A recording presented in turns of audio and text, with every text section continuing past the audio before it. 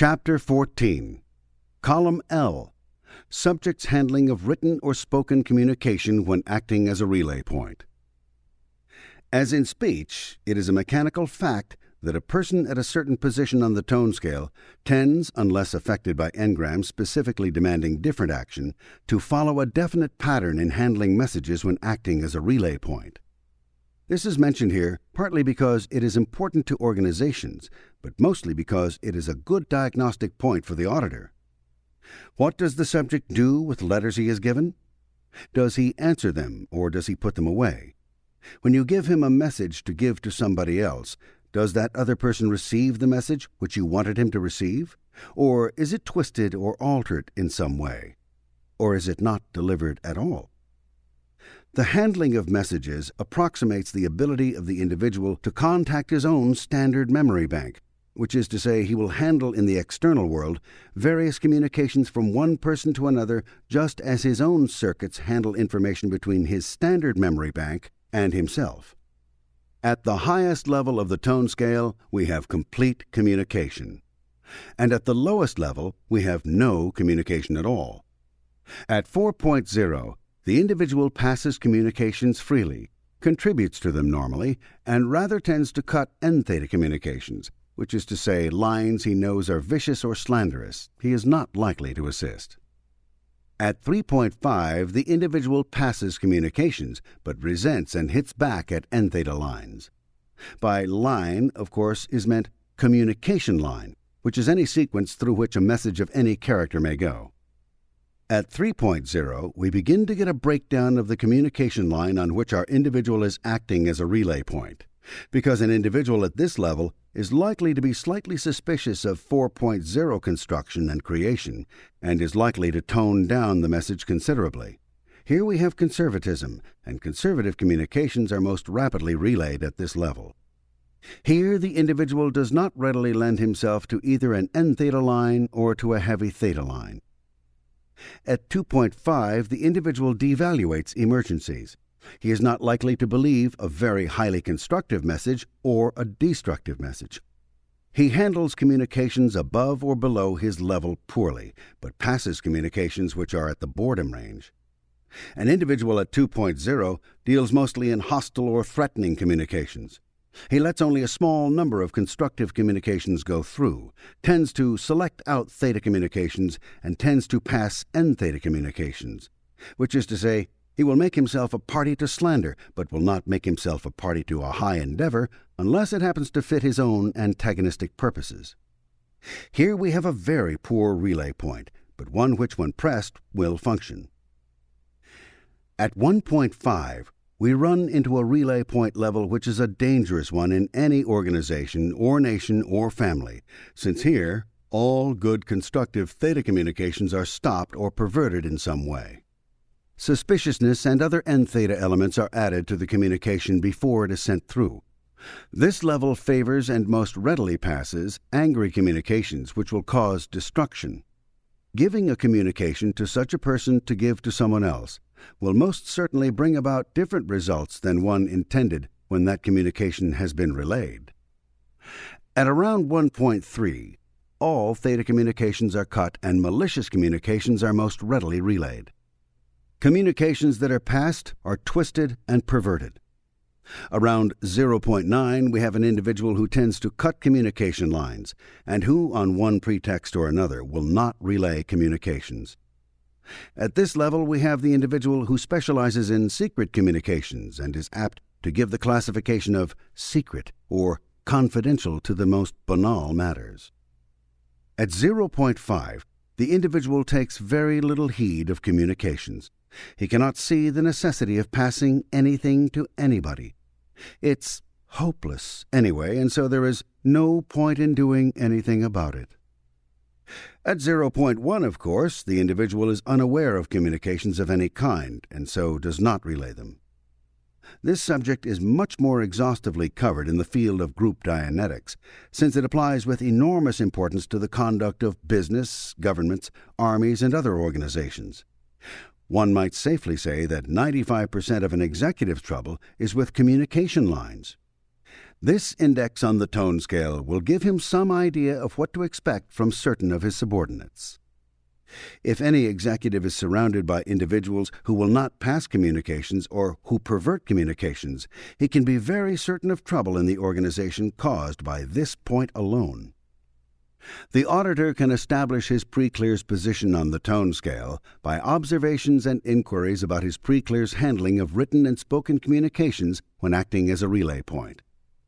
He may best do this by giving the pre-clear a message to relay to someone else in order to see what happens to that message.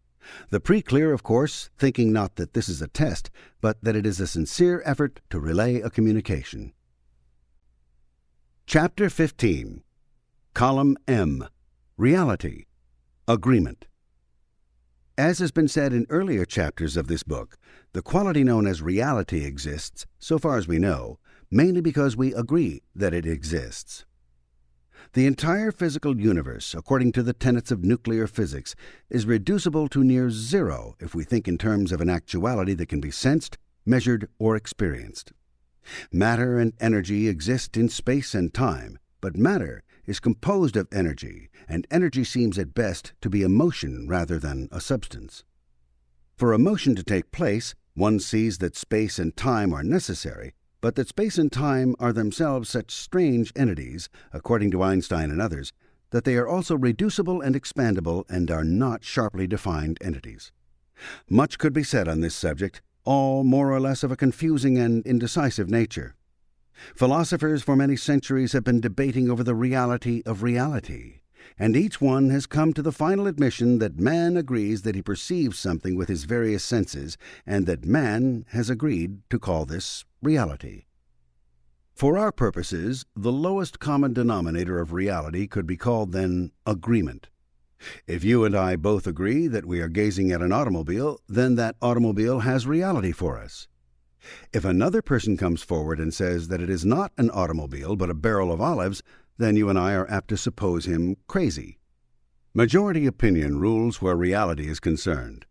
Those who do not agree with the majority are commonly pronounced insane or are exiled.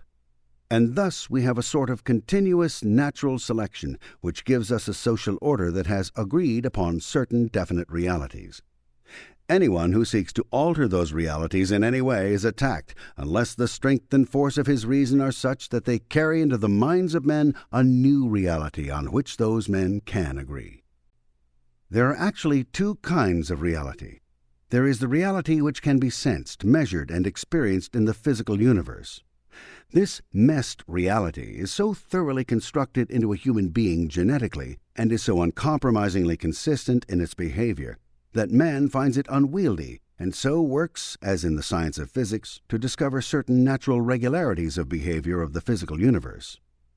When new data about the physical universe is discovered to compare favorably with what the current age is accustomed to sense, measure, or experience, a high order of agreement is attained. A second type of reality is postulated reality, which is brought into being by creative or destructive imagination. This reality borders over into the still unexplored field of aesthetics.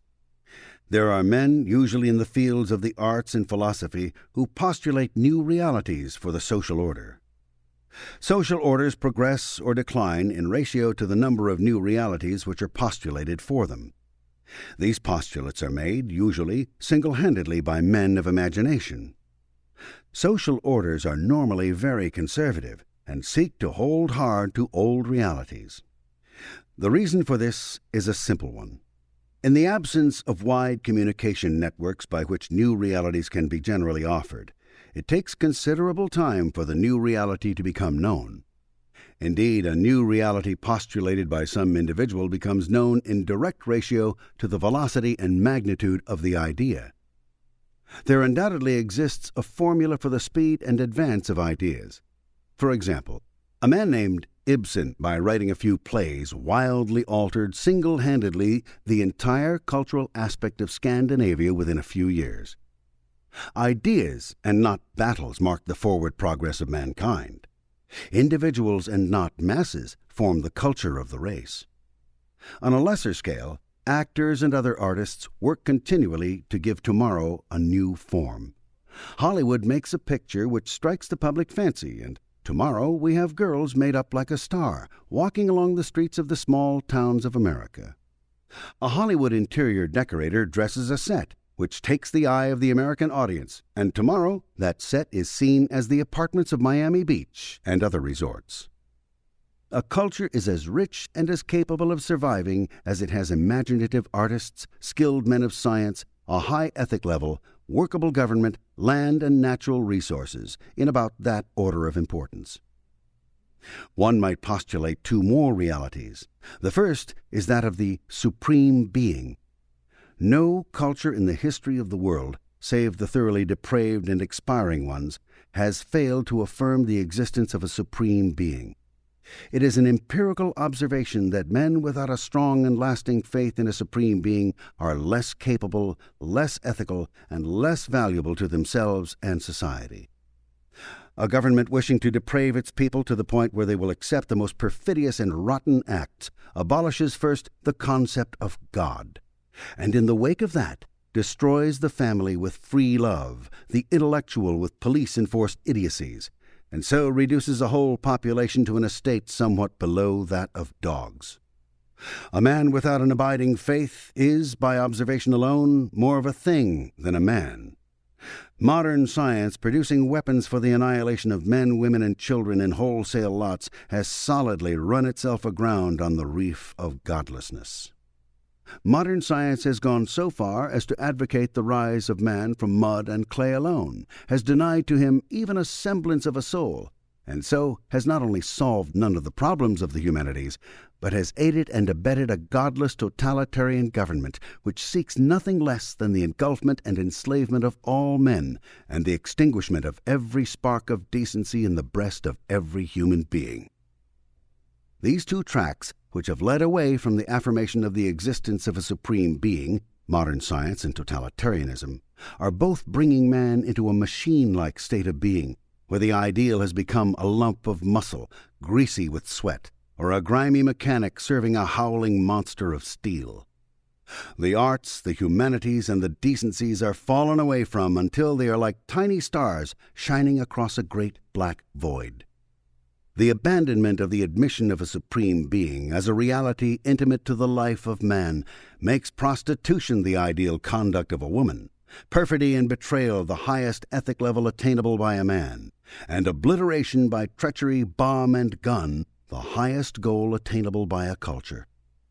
Thus, there is no great argument about the reality of a supreme being, since one sees in the failure to countenance that reality a slimy and loathsome trail downward into the most vicious depths. The Theta universe is a postulated reality for which there exists much evidence. If one were going to draw a diagram of this, it would be a triangle with the supreme being at one corner, the Mest universe at another, and the Theta universe at the third. Too much evidence is forthcoming in research to permit us to overlook this reality. Indeed, the assumption of this reality is solving some of the major problems of the humanities and fills in many gaps which existed formerly in the theory of the engram. It has long been considered beneficial in psychotherapies for a person to be able to face reality. However, none defined what reality was, and so the individual found this rather difficult. There would be two realities with which the individual was most intimately concerned: the internal reality of his own existence and past, and the external reality of his present time environment. To this could be added, of course, his future reality.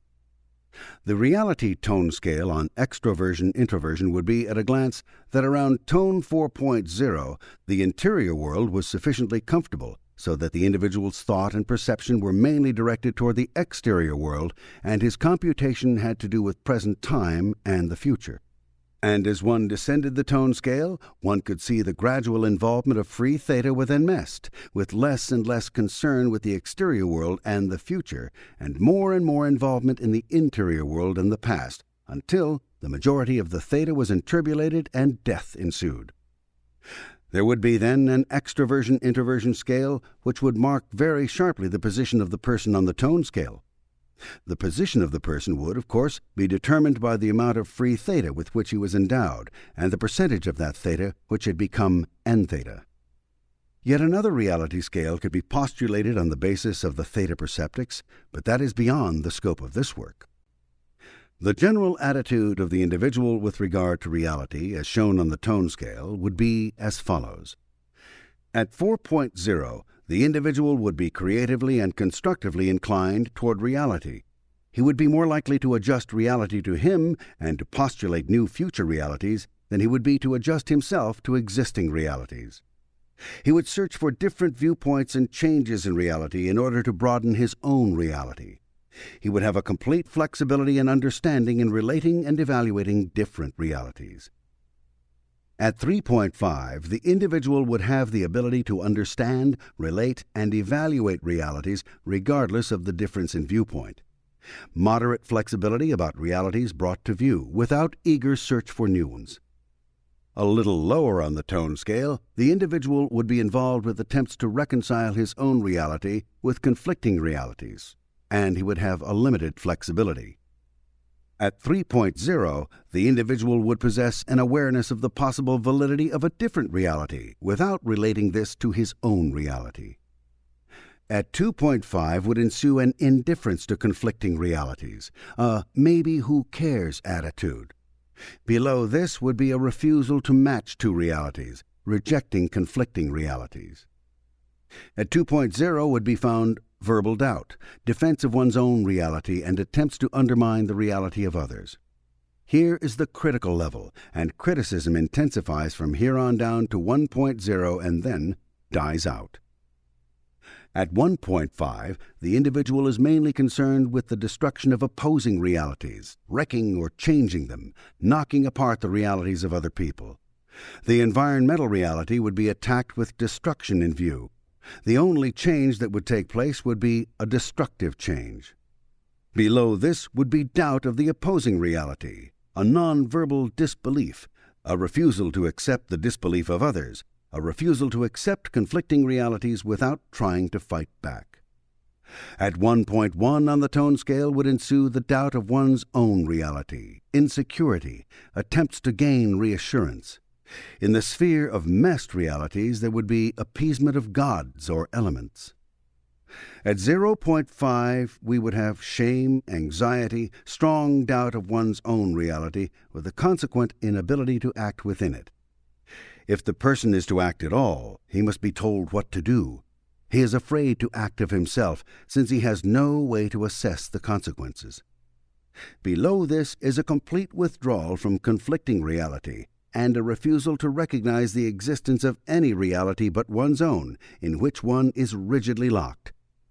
At tone 0.0, the only reality is death. Chapter 16, Column N, Condition of Track and Valences. Everyone has a time track. To some pre-clears, this may not be immediately apparent.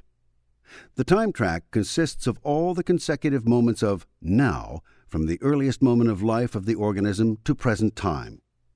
Actually, the track is a multiple bundle of perceptics, and it might be said that there is a time track for each perceptic, all tracks running simultaneously. The track might also be considered as a system of filing recordings made of the environment and the organism, filed according to time received. All the perceptions of the environment and the organism during the entire lifetime up to now, or present time, are recorded faintly or deeply upon the time track. It was not generally known before Dianetics that the time track existed for an awake and conscious person, and that the individual could move upon it. In the field of hypnotism, something was known of the phenomenon, but it had been indifferently studied and was thought to be available only to a hypnotized person. Experiments conducted by experts in hypnotism have demonstrated that the person awake moves more readily on his time track than a person in a hypnotized state. There is actual perception of movement on the time track if the individual is moving. Present time is an ever-extending moment, and a person who is free on his time track is generally in present time, moving forward through the consecutive moments of time. A primary concern of the auditor is to keep the case of his pre-clear in such good condition that the pre-clear can continue to move upon the time track and contact locks, secondaries, and engrams in order to recount them at the place they occur a sufficient number of times to reduce or erase them. It is possible for the auditor, by failing to conduct his pre-clear properly through locks, secondaries, and engrams, to cause the pre-clear to stick upon the time track in some moment of the past. When this happens, the pre-clear is not able to move upon the time track, and the auditor should make it his first concern to return mobility to the pre-clear. Various things can happen to the pre-clear with relation to the time track. The most upsetting of these is when a grouper, a phrase such as "pull yourself together, it all happens at once," "everything is against me," "it all comes down to this," and other action phrases, which would tend to bunch all incidents in one place, creates the illusion that the time track is collapsed and that all incidents are at the same point in time. A case must be heavily charged, and the action phrases in the case must have considerable effectiveness with the pre-clear before this can happen. The auditor can detect its occurrence rather easily, and at the first difficulty with the time track, the auditor should suspect a grouper. The question of how early the time track goes has not been completely resolved. The auditor, in the absence of such resolution, should take into account the fact that considerable experimental evidence exists that the time track continues into the past earlier than the life of the present organism. There is a possibility that the time track is a portion of what we call the theta body rather than of the organism itself. There could be a genetic time track, which would go back through the generations preceding the organism, but experimental evidence has not borne out this possibility uniformly, as it has the existence of the theta body. Thus, the auditor should be prepared to discover some astonishingly early incidents, and if and when he does discover them, he should be very careful to run them and to erase or reduce them. Or, if they will not reduce, to find an earlier incident which can be erased or reduced in order to relieve them.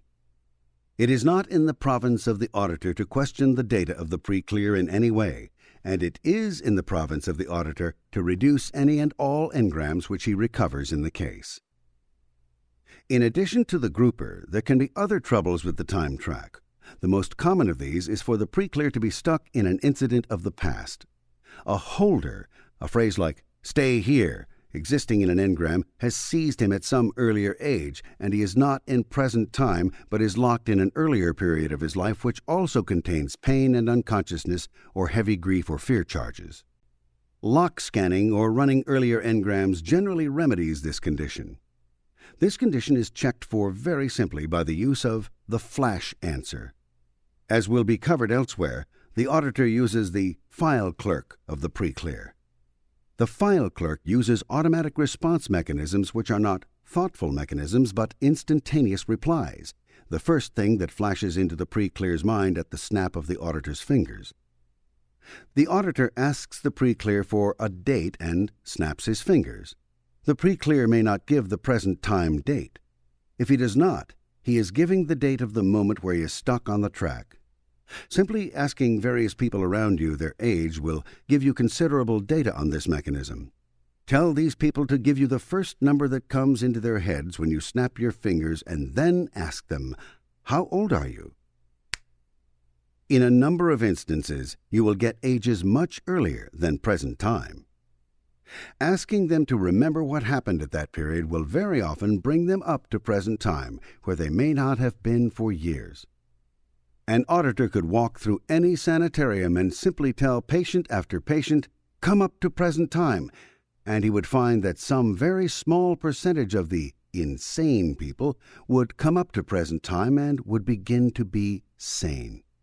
This has been done several times with some astonishing results. This is mentioned to give the auditor some idea of the importance of having the pre-clear in present time and the importance of being in present time. Flash answer checks can also be done by the following mechanism.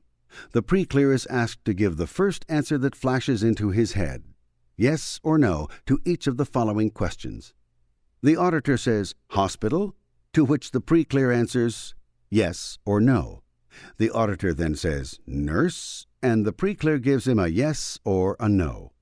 When the pre-clear is unable to recall anything having happened at the age he gives in lieu of his present time age by flash answer, this yes or no check will serve to tell the auditor the nature and character of the incident in which the pre-clear is held. The pre-clear's memory can then be more ably directed toward discovering whether it was an accident, an injury, or an illness in which he was concerned, and who it was who gave him the holder which keeps him in the incident. Sometimes merely remembering the incident will free the pre-clear so that he can come to present time. Sometimes in a case which has been non-sonic, there is sonic at the exact moment where the pre-clear is held, and the sonic phrase is the holder by which the pre-clear is held. Simply directing the pre-clear's attention to a pleasure moment and running him through it many times over and over, particularly one in which the pre-clear was victorious as himself, will often snap the pre-clear out of an engram in which he is held and permit him to come to present time. It is common procedure to end all sessions by running the pre-clear through some pleasure moments in order to bring him easily and completely to present time. Another mechanism which gives the auditor trouble in bringing the pre-clear to present time or moving him on the track is the callback. Such phrases as "come here," "come back," and other action phrases which would in present time cause the pre-clear to move back to another position in space act when contained in engrams to pull the pre-clear down from present time into the engrams. It often happens that the auditor tries to bring the pre-clear to present time, and every time the pre-clear nears present time, he is pulled back down the track to an earlier age. This is caused by a callback. Another mechanism which keeps the pre-clear early on the track is the down bouncer. This type of phrase is one which tells the person to get down or get back, and keeps the pre-clear below the actual incident in which he is held. Another difficulty on the time track is the bouncer. The bouncer always bounces the pre-clear up. The pre-clear may be in an engram and yet be bounced into present time. This creates a situation in which the pre-clear seems to be in present time, but is actually under considerable tension, being held in an engram. It is not possible for an individual to be stuck in present time. He is always stuck in an engram. Some people who find it very difficult to move on the track seem to be stuck in present time, but they are not. Lock scanning or the running of a secondary or the location of the actual engram in which the pre-clear is stuck will serve to get the pre-clear moving on the track. Another difficulty with the time track is the misdirector. This would be a phrase which, when the auditor sends the pre-clear in one direction, makes the pre-clear go in another direction. Such a phrase as, "You do everything backwards," causes this situation. When the auditor tells the pre-clear to come up to present time, if such a phrase is active, the pre-clear may go back to basic, the first engram in the case. Any case in which phrases are this active is a highly charged case, and it will be necessary for the auditor to get rid of many locks and secondaries before he can run engrams. Another difficulty which affects the time track, but is not exactly a time track difficulty, is the matter of valence. A valence is a false or true identity. The pre-clear has his own valence. Then there are available to him the valences of all persons who appear in his engrams. A valence shifter is a phrase which causes the individual to shift into another identity. The phrase, "You ought to be in his shoes," and the phrase, "You're just like your mother," are valence shifters which change the pre-clear from his own identity into the whole identity of another person. There are then many valences open to the pre-clear. The valence is a whole identity.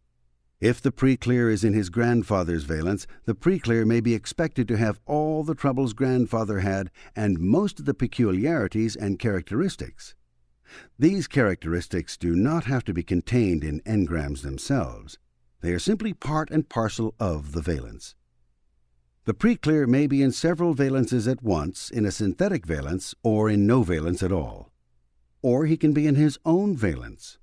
If the pre-clear is not in his own valence, every effort should be made in the course of processing to cause him to find his own valence. Running pleasure moments very often brings the pre-clear into his own valence.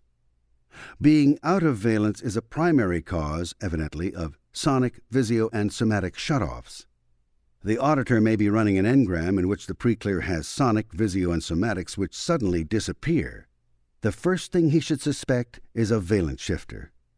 He asks for a yes or no flash answer as to whether a valence shifter is present. And if the answer is yes, he asks for the wording of the valence shifter. And when he gets the words, he has the preclear repeat them, and the preclear will go back into his own valence, and Visio and Sonic will turn back on. Most cases which are occluded are out of valence. Valence is a survival mechanism, one of the means used by the mind to escape too painful an existence. Therefore, in order to get the preclear into his own valence, much of the charge has to be unburdened from the track. Locks can be scanned with the individual out of valence. In most secondaries, where terror and apathy are present, the preclear will be found to be out of valence. It is necessary to run such an incident several times before the preclear can get into his own valence and so get a proper discharge of the grief, fear, or apathy. On the tone scale, we see that we are again involved with two different types of cases. The first is the case which is wide open, in valence with Sonic and Visio, although highly charged. Being too weak structurally to cover up charge, this case stays in its own valence, though that valence is too painful to bear. The other type is where the mind has the ability to get out of valence and so occlude painful moments in the past. The mind ordinarily chooses winning valences. Valence shifters, however, can force the individual into the valence he abhors. Continued repetition by a parent that the preclear is just like grandfather, but that he must not be like grandfather, because grandfather is detestable, will bring about a conflicting situation in which the preclear is forced by valence shifters to occupy a character he feels is abhorred. This is the primary mechanism which causes an individual to detest himself. He actually does not detest himself at all. He detests the valence in which he has been forced to live. The chart is self-explanatory for the occluded case. It goes without saying that in a wide-open case the person is in valence from top to bottom wherever he is on the tone scale. From this it should not be adjudicated that it is either desirable or undesirable to be a wide-open case. Such cases are relatively easy to work. The occluded case, when finally in his own valence with Sonic and Visio and with most of his engrams gone, is in excellent condition with a very high mental potential. The condition of the track is normally regulated by the factors of charge, valence shifters, and action phrases. In view of the fact that action phrases are not active unless there is heavy charge on the case, it actually comes down to the fact that the condition of the track and of the valence of the preclear is regulated by charge. By charge, of course, is meant anger, fear, grief, or apathy, misemotion, contained in the case. This form of N-theta, there is other N-theta in the form of communication and reality secondaries, as well as misemotion secondaries, charges up the track so much that the action phrases become very active. It is charge which makes action phrases act. The charge must be very heavy on a case before engram action phrases contained in engrams themselves, can be active. The charge must be much heavier for action phrases to be active in secondary engrams, which are those containing misemotion and communication and reality breaks and enforcements. The charge on the case must be extreme indeed for action phrases to be active in locks. Thus it can be seen that the condition of the track and valences is mainly a matter of charge. In the wide-open case, a tremendously heavily charged track brings the individual into a psychotic level. The inability of the mind to occlude and insist charge gives us the strange picture of an individual who can move on the track and who can run through engrams and who has Sonic and Visio, but who is psychotic. These people are relatively easy to work, but the primary target should be the removal of charge regardless of the temptation to run engrams, because such people will lock up on the track if the auditor makes the mistake of running engrams because they are easy to reach. Chapter 17. Column O. Manifestation of engrams and locks.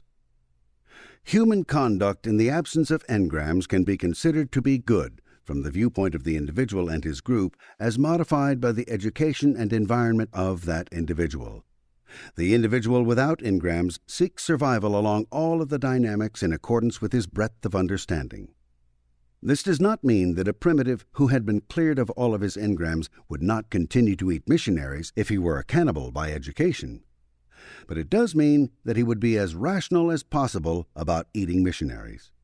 Further, it would be easier to re-educate him about eating missionaries if he were a clear. Being a clear does not mean being a re-educated or a re-environmented or a regeneticized individual, but it does mean that all possible free theta in the case can be brought to bear on the problems of the environment and the future, and that all the data in the analytical memory bank is available for the solution of those problems. Engrams and their secondaries and locks inject unalterable conclusions into the mind, so that computation becomes much on the order of trying to add 2 and 2 when an unseen hand is always adding another 2 to the column, unknown to the computer. An engram makes it impossible for a person adding 2 and 2 to get 4. Furthermore, it makes the individual do strange and irrational things, which is to say, it makes him act along non-survival lines and causes him to do things although he should know better. The engram, with its secondaries and locks, alters behavior by inhibiting action or thought or imagination, or by causing the individual to dramatize. So long as an individual can actively dramatize an engram, however, the engram does not become particularly charged. When the engram commands such non-survival activity that the environment censures or brings further pain to the individual, that engram begins to charge up. If an engram commands an individual to walk 3 times around the block every morning for his health, the engram may be effective but not troublesome so long as the individual is permitted that walk. Let him, however, move into an environment such as the Army, where he is not permitted to take this constitutional every morning but must stand muster instead. The dramatization is broken, and as a consequence, the action potential of the individual is observed by his analytical mind to be cut down, and the individual feels reduced in scope. When an engram in a thief commands that he steal, he may be cheerful and happy so long as he can go on stealing. Then the law may step in and jail him because he steals. This breaks the dramatization and reduces him in scope and well-being. There are 2 sides to an engram, entheta and enmest. So long as the thought can be dramatized, the enmest remains quiet. But when the dramatization is broken, the enmest or physical pain turns on in an effort to force the individual to do what the engram commands. Engrams monitor individuals in this unseen way. In lower organisms than man, there is a survival value to this type of reactive action.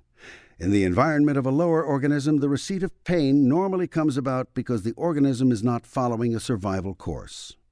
Therefore, if the organism attempts to do the same thing again, the pain threatens to turn on and the organism is forced into another course of action, which presumably is better survival. Much could be written about human behavior and about the engram as the cause of aberrated behavior, but this is a book about auditing. What the auditor wishes to know is how to audit his preclear and how to find his preclear on this chart so that he will know what type of entheta to address in the case, whether to run engrams, secondaries, or locks, and how to run them. An engram is a moment of physical pain and unconsciousness.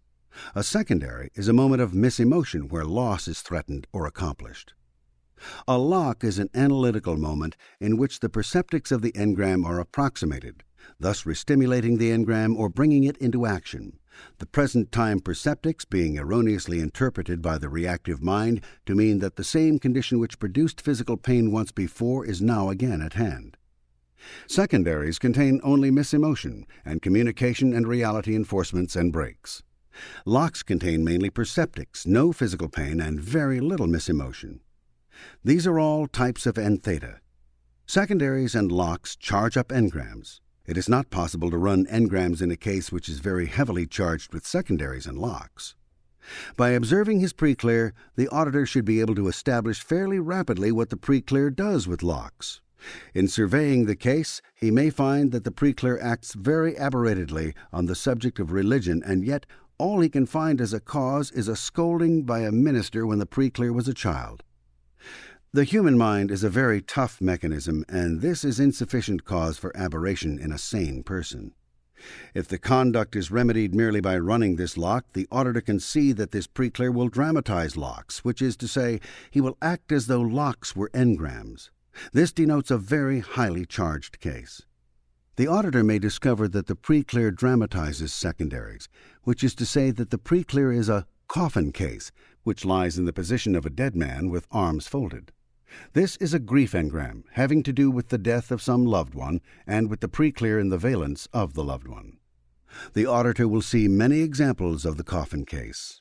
This means that the preclear will dramatize secondaries, and that the track is very heavily charged, but less heavily charged than that of the preclear who will dramatize locks. Finally, we have the preclear who will dramatize only engrams. He is fairly high up the scale, is more or less normal. The column on the chart about the manifestation of engrams and locks is self-explanatory if one understands these basic principles. There are 3 types of locks. 1. Broken dramatizations. 2. Restimulations. 3. ARC locks. It is a principle of theta that it desires to carry to completion any cycle of action once begun. When such a cycle is interrupted, as in the breaking of a dramatization, turbulence is entered into the theta and N theta is produced. The restimulation lock merely brings to the person perceptions which approximate those of an engram. If the individual is tired or weary, these perceptions, sights, sounds, smells, or whatever they may be, will restimulate the engram, which has similar perceptics, and the incident becomes a lock on the engram and charges it to some small degree.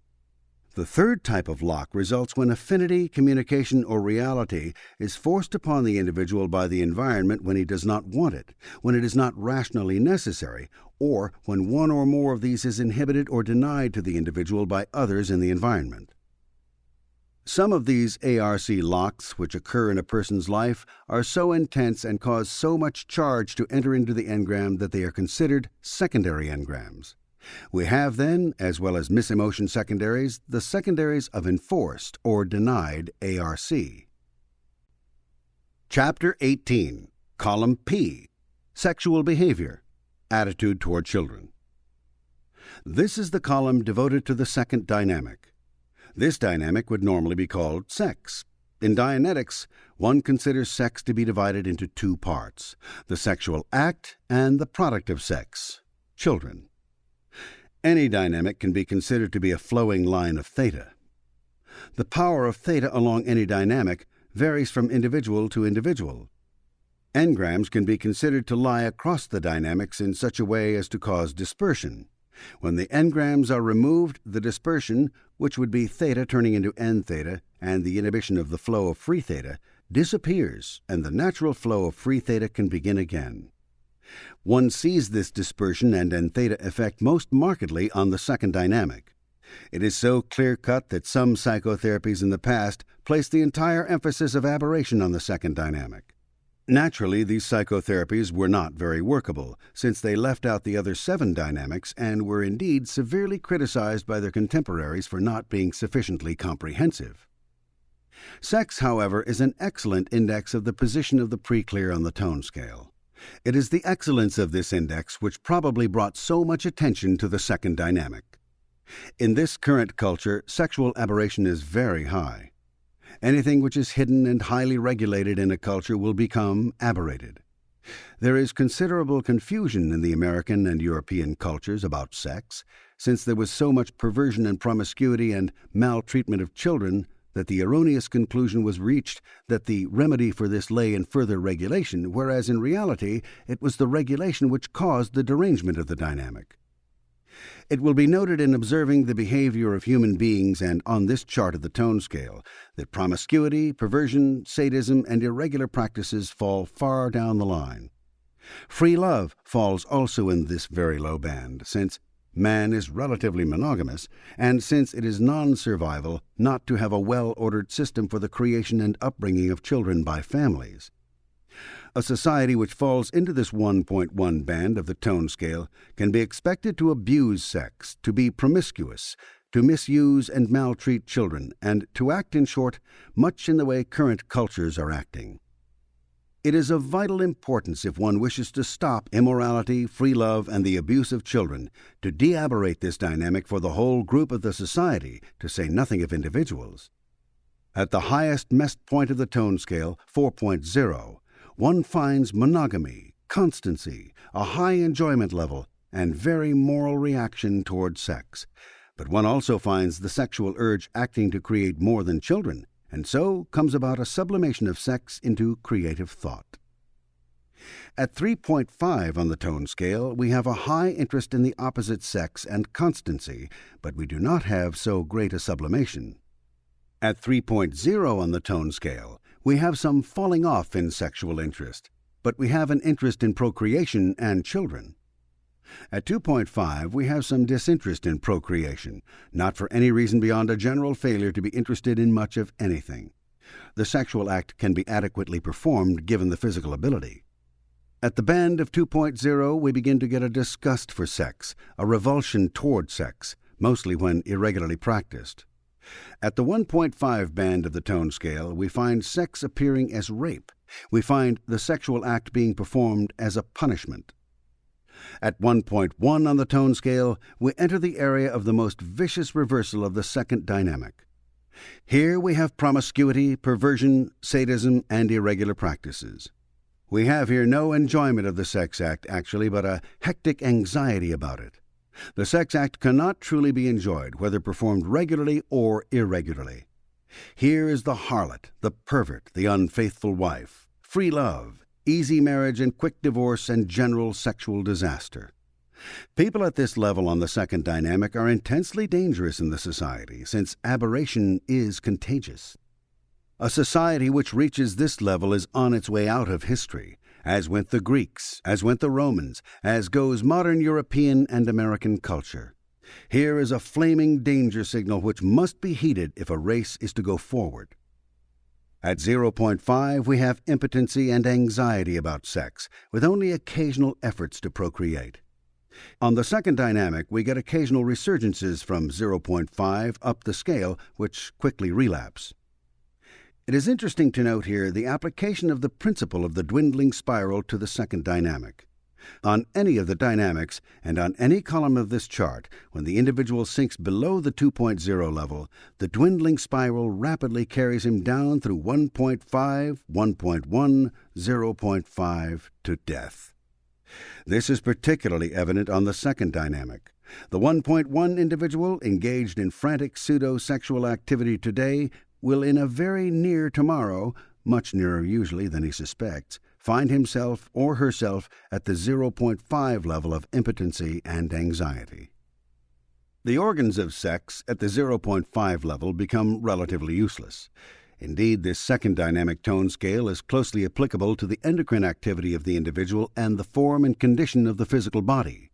The woman who in her teens was at the 1.1 level of the scale will not have a well enough developed pelvic structure or endocrine system to permit her bearing children with ease. Difficult births are a normal result of too long a residence in a low band of the tone scale during the formative period of the body. Easy births can only be expected with women who are relatively high on the tone scale. It is noteworthy that the 1.1 to 0.5 area of the tone scale finds the muscles, particularly the sexual muscles, without tonus. The nymphomaniac and the satyr are extremely slack-muscled, and the tonus around 0.5 is almost non-existent. In the pretended death band, there is, of course, no effort to procreate. Along the -1 band, where the organism as an organism is dead, but the cells still survive, it is interesting that ejaculation and sexual activity occasionally take place immediately after the death of the individual, which gives some index of the strength and force of this dynamic.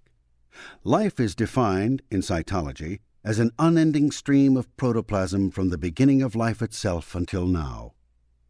Down through the ages, as a continuous genetic stream, this protoplasm is modified by natural selection and environmental conditioning, as well as by what seems to be outright planning from generation to generation. Because life is so dependent upon this lifeline, it is very easy to place too great an emphasis upon the sexual act, the thing which keeps this lifeline in a continuous stream.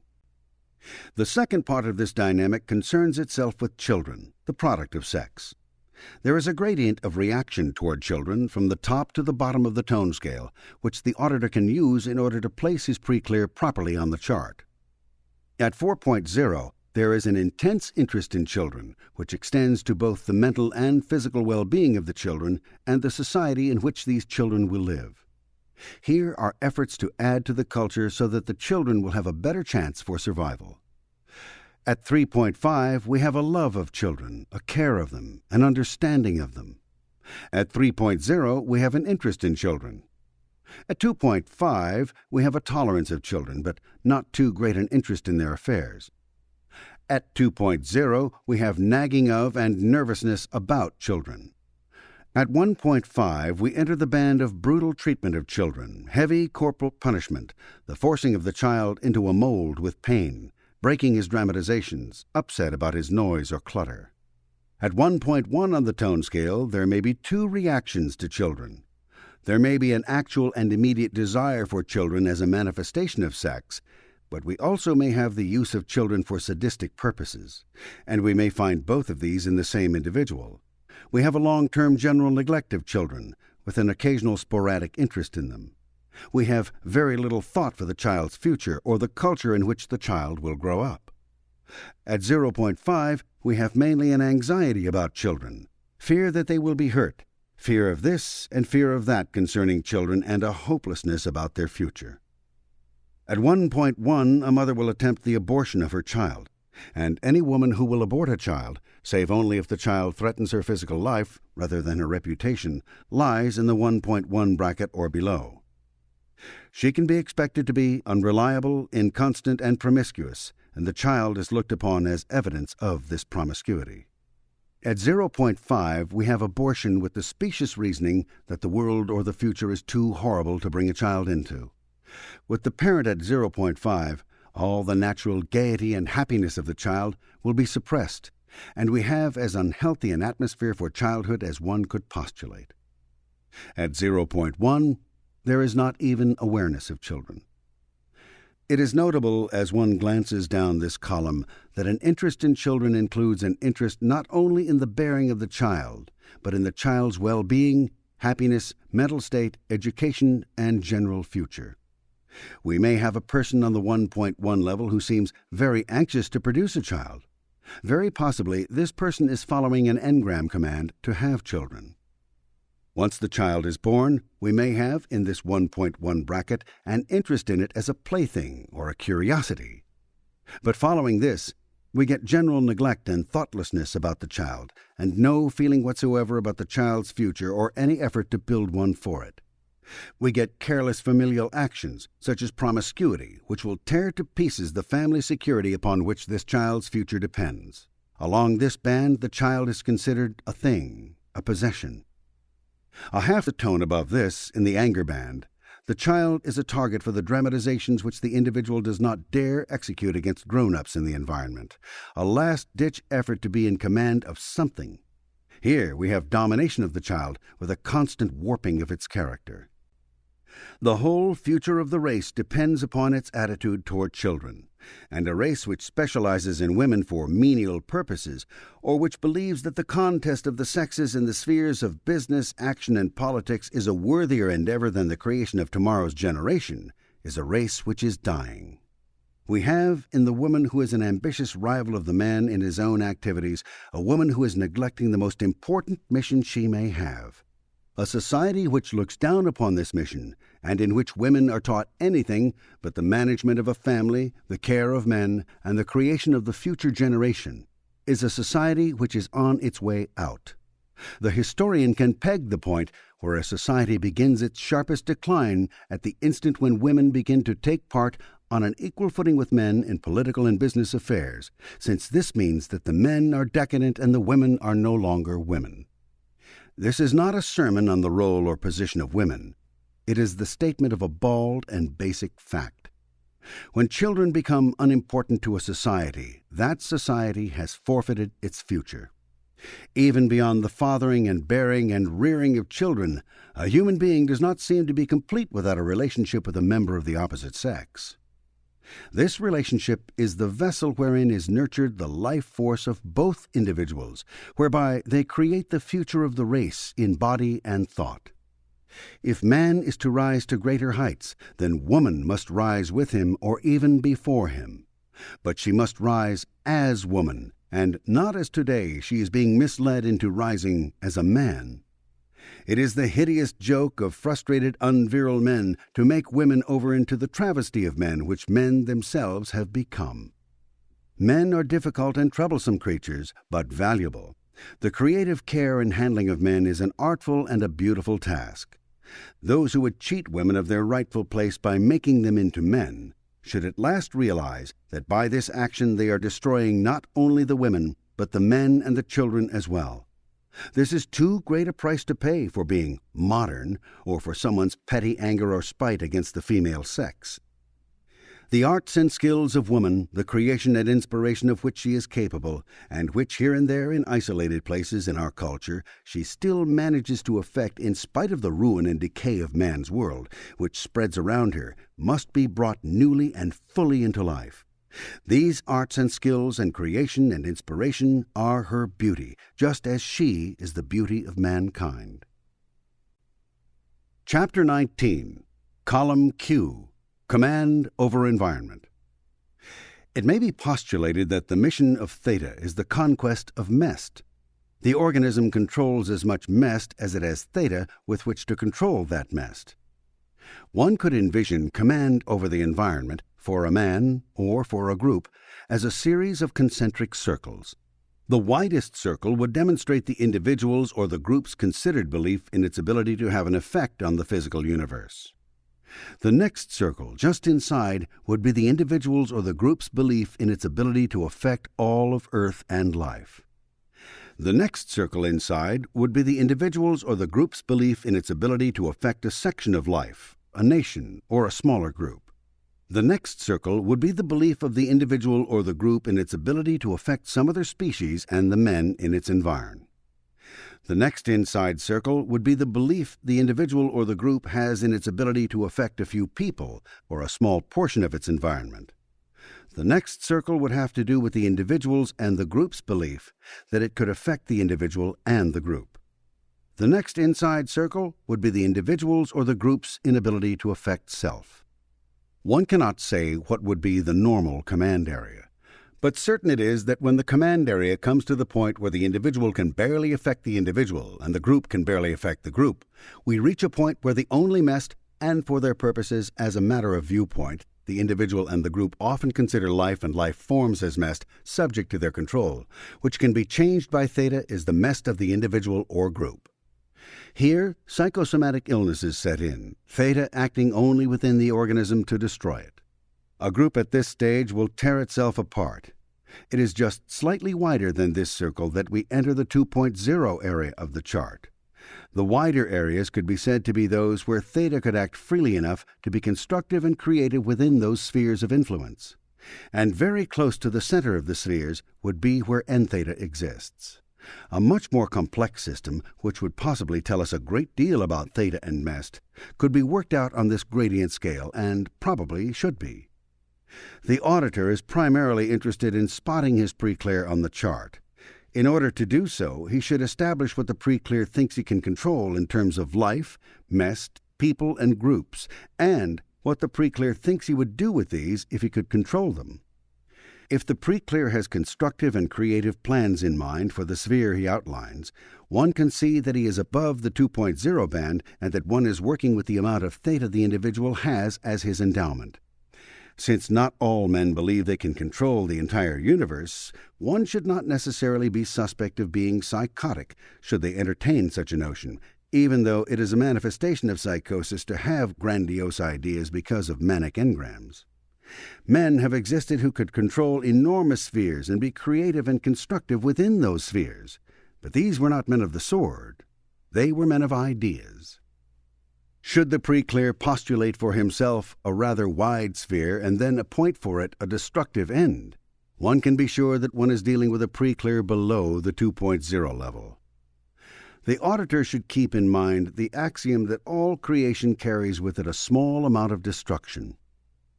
Just as one may not be able to construct an apartment building without destroying the tenement which sits there, just as one may not be able to publish a newspaper without destroying forests to obtain newsprint, it is the ratio of creation to destruction which counts. In view of the postulates laid down in this chapter, the column on the chart is self-explanatory. Some comment, however, should be made on the political ramifications contained in this column. It will be seen that the Democratic area, where one deals with Jeffersonian democracy, lies in the bands at 3.0 and above. This postulates a belief in the goodness of men and the good sense of men in council. It postulates the belief that men should be free to decide things for themselves. It outlaws tyranny as undesirable and relegates government to the service of the group, rather than the group to the service of the government. One has to go well down the tone scale in order to find the next stopping point for politics, and here he locates fascism as existing between 2.0 and 1.5. Fascism is an absolute control, for destructive purposes, of an environ, with forthright and strong-armed means employed in seeking that control. There are intermediate stops between democracy and fascism, such as monarchy. They are not of major interest in the world at this time and are not within the scope of this work, but belong in group Dianetics, which will be covered completely in another volume. In today's world, the next stop down the tone scale, politically, is the subversive, who belongs in the 1.1 to 1.3 bracket. Most theoretical subversion pretends to be very high on the tone scale, and so has had its appeal to the liberally inclined individual. But there is a wide gap between theoretical and destructive liberalism, and the unthinking liberal confuses the theory with the practice. He finds himself keeping company with 1.1s, since an inspection of any brand of politics which oversweeps the world because of the general apathy of societies shows that it falls exactly into this position on the scale.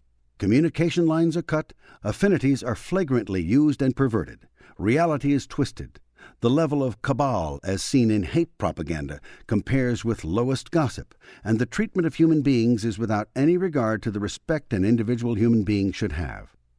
Psychometry on subversives places them uniformly in this 1.1 bracket. They have no respect for the wit and sanity of anyone. They hold promiscuity as a high virtue. They have no belief in family. They are about as safe to have for friends as an adder, but probably this is unfair to the honest adder. Subversion receives its main support from such individuals as lie in the vicinity of 1.1, and the reason it gained so many volunteer agents in lands which it wishes to overrun lies in the desire of the 1.1 to have good cause and reason to flaunt flagrantly and place himself above existing morals and the laws of the land in which he operates. He gains through his warped philosophy a very fine excuse to believe himself above such things as law and decency, and it is very possibly this appeal alone which brings so many recruits to ruthless politics. In this column on the tone scale chart, brief reference is made to certain political philosophies and attitudes in the world today. While this subject will be taken up at length in group Dianetics, the present chart would be incomplete if it did not show that these political systems have their own tone positions and that their general methods of operation can be seen to conform with the methods and operations of individuals at those levels. At 3.5 we have the liberal. The liberal reasons well, accepts wide responsibilities, and is guided by high ethical principles. He is eager to seize upon any new idea which will improve the society, and he is not suggestible, being swayed this way and that by any propaganda, but reaches conclusions extremely rationally. He has a high regard for individual freedom, for property, and for the right of the powerfully productive person to be allowed to contribute to the society without hindrance, spontaneously and efficiently. At 3.0, we have the person who is democratic, but who is somewhat more conservative in his attitudes, and more given to social regulations, being more in need of them. The term democratic is a somewhat loose one, but at this level it signifies the individual or system which allows personal freedom and has moderate regard for property and productive ability, but is not particularly inventive or enthusiastic about refining and improving and enriching the social order along all of the dynamics. The next familiar political level is the 1.5 level of fascism. The activities of Hitler and Mussolini and the social orders they produced are of course the examples which come to mind. The open declaration of intention to conquer, kill, and control by the most obvious and forceful methods is the mark of fascism. Justification is limited to the bluntest, most bald-faced lies. Invalidation of other persons and social orders is straightforward, angry, and lacking in any subtle pretense of reasonableness or moderation. The next political level is the 1.1 level of communism. The literature of communism, particularly in the works of Lenin, sets the tone of secret, flexible, deceptive operation, which is observable in the methods of communism throughout the world. In its strongholds, such as the Soviet Union, in times and sections where it is not threatened, communism will sometimes rise for brief periods to the level of 1.5. But in its normal action it partakes of all of the characteristics of the 1.1 level as they are outlined in this present work. The willingness to devote an unlimited amount of time to accomplishing secretly a destructive action, which the fascist would accomplish immediately by force, is implicit in communism. Communism has an endless patience in tearing down by subtle propaganda a society or an idea, which it never openly opposes in all that time, and an unwillingness ever to use open methods which would betray interest or activity. Communism, like the individual 1.1, makes an initial pretense of giving great assistance and help, and it keeps up this pretense in the face of any and all contradictory evidence, blandly giving forth soothing justifications and assurances of the most sincere and deeply felt interest in the good of all. The reader who will examine these various political manifestations in the light of the tone scale chart will find undoubtedly that from time to time mysterious actions of various political factions become predictable and understandable. Chapter 20, Column R. Actual worth to society compared to apparent worth. In Dianetics, we have some means of establishing the worth of a human being. In the past, the worth of individuals or groups was judged by the amount of mess they owned. If a man had money, he was said to be worth so much money. If a group had control of property, it was said to be worth so much control of property. However, this is a non-survival definition, whereas every individual should be entitled unconditionally to whatever he can earn in a society, since this is a blunt measure of his value to the society, and one should never make the mistake of believing otherwise. By means of inheritances and strange effects to which money can lend itself, it can become badly perverted as a yardstick. When it becomes perverted, men of money begin to be damned by a society and are sought out as the scapegoats for all its ills, whereas a goodly number of them are the very pivots on which the society is turning. The subversive appeals to the indigence and poverty which is the lot, unfortunately, of a majority of populaces in these days of poorly advanced culture, by promising to murder every man of property once a land is taken. The whole cult of anti-capitalism is something less than a sound philosophic postulate, and rather more than a gross appeal to those who have no property and no hope of attaining any. As this philosophy has no concept of any individual worth of whatever kind, and rather tends to operate on the maxim that 5 morons make a genius, it can afford to overlook any means of evaluating any human being, and would rather not do so, since its practice when entering a country is to corral and murder every man of worth to that country and leave it pauperized as a race. In the handbook, Dianetics, the Modern Science of Mental Health, an equation was written which caused people some puzzlement. It was to the effect that potential value was equal to intelligence, multiplied by the dynamics of the individual to a certain power. This might be restated as meaning that the potential value of any man was equal to some numerical factor denoting his structural intelligence and capability, multiplied by his free theta to a power. This was written in the handbook in an effort to encourage some psychologists to discover what the power of the dynamic might be and conclude some means of establishing potential value by psychometry. Actual worth, then, of the individual would be his potential value as modified by the direction that potential value took with regard to the survival of his group or of himself. One might have an individual of very high potential value, who yet, by education and engrams, was a distinct liability to himself and his group. In this column on the chart, anyone, regardless of his potential value, below the line of 2.0 as evaluated by other columns, has a negative value to the society. Anyone above this line goes from 0 value upward in a positive direction. This whole scale is postulated on the fact that the brain and brawn of an individual serve the other dynamics. The remark has been made that social orders are carried upon the backs of a few desperate men. If the social order were being carried forward toward higher levels of culture by these few desperate men, they could be considered and indeed upon inspection would be found to lie well above the 2.0 level. When the desperation is expressed in terms of death and destruction, the individual lies below this 2.0 level, and regardless of what his actions are, will bring the society lower on the tone scale. The auditor's main interest in this column lies again in the estimate of the pre-clear's position upon it. And this column makes it possible to estimate position by examining both the actual worth and the potential value of the pre-clear in his environment. If the pre-clear normally injures, makes and messed out of, those things which he seeks to control or which he owns, he can be said to lie below the 2.0 line. And if he is fairly successful in his use of mest, he lies above that line. This column is otherwise self-explanatory. As a member of his own social order, the auditor should take into account, when deciding which of the people around him he will take as pre-clears, the actual worth of those people to their family, group, and society. He will do well to spend his efforts upon those who show the highest promise in terms of current activity while aberrated, even though these may not be the easiest cases to work.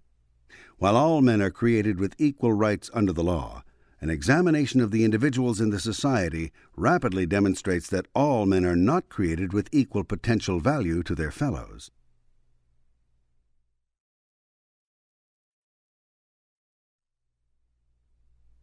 Chapter 21, Column S, Ethic Level.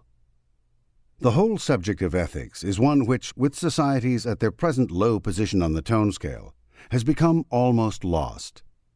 Ethics actually consists, as we can define them now in Dianetics, of rationality toward the highest level of survival for the individual, the future race, the group, and mankind, and the other dynamics taken collectively.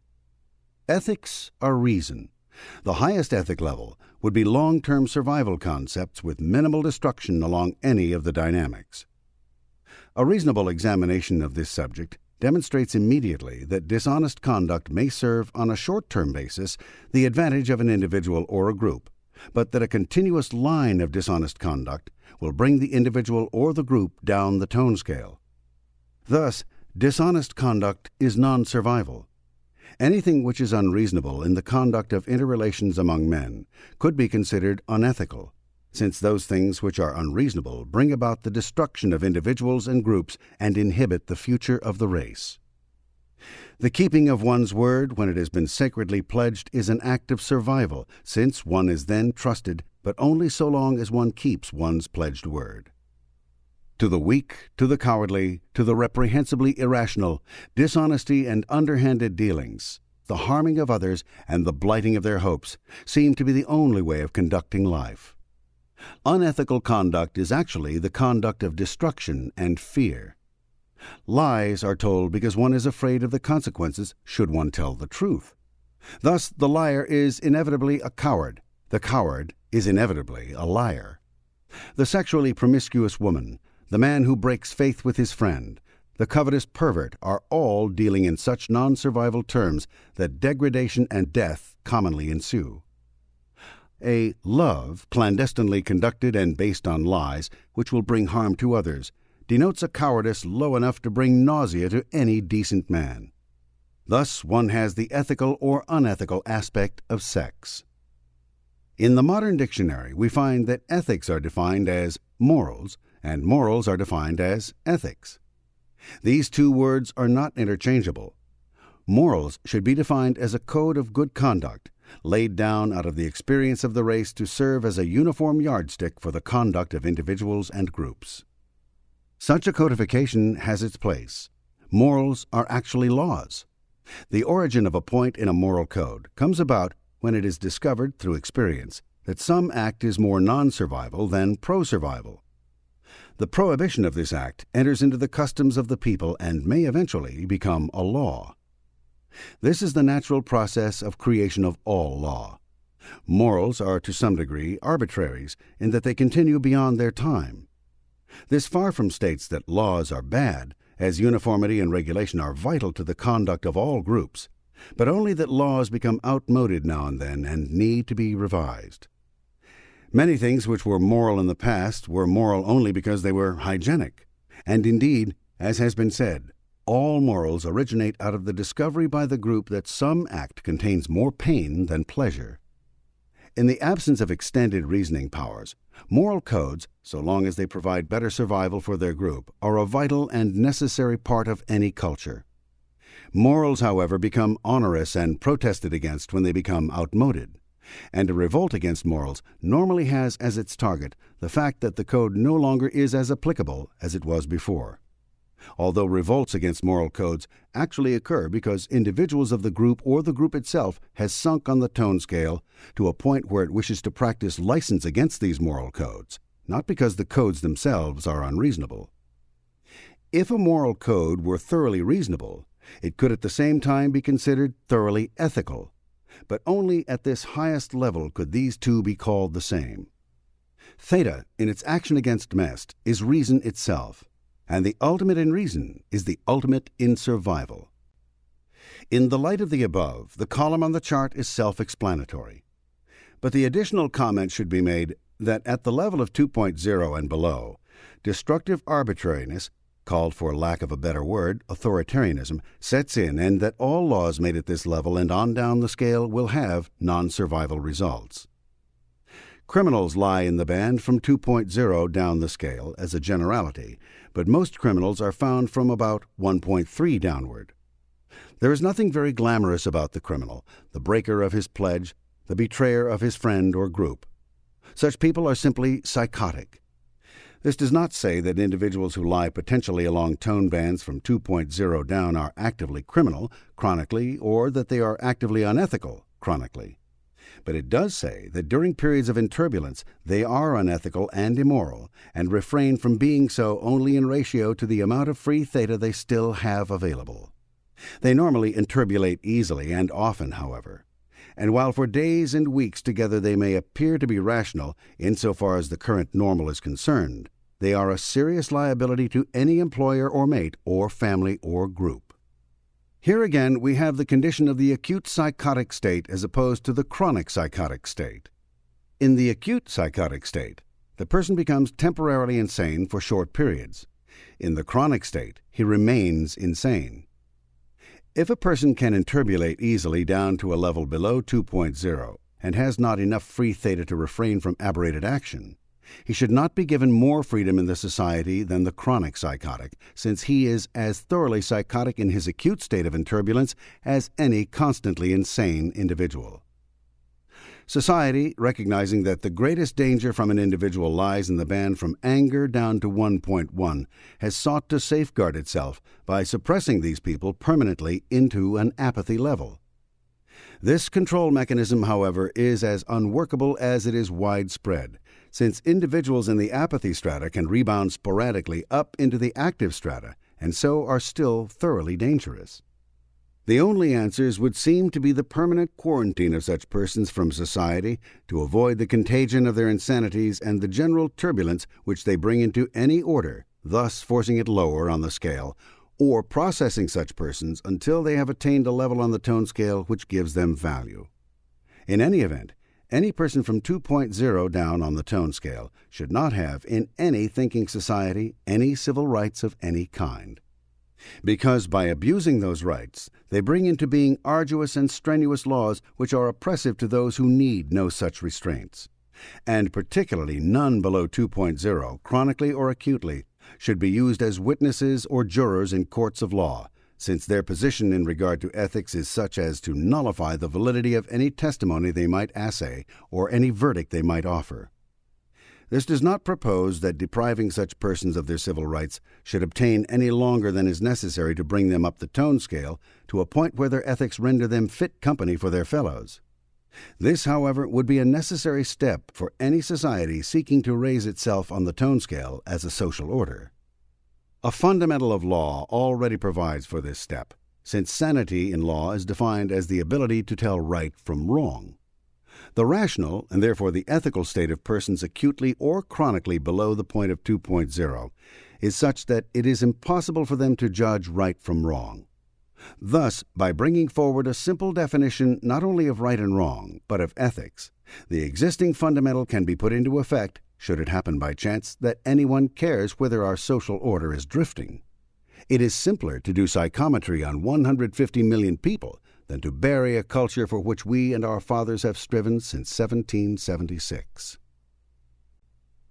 Chapter 22, Column T, The Handling of Truth.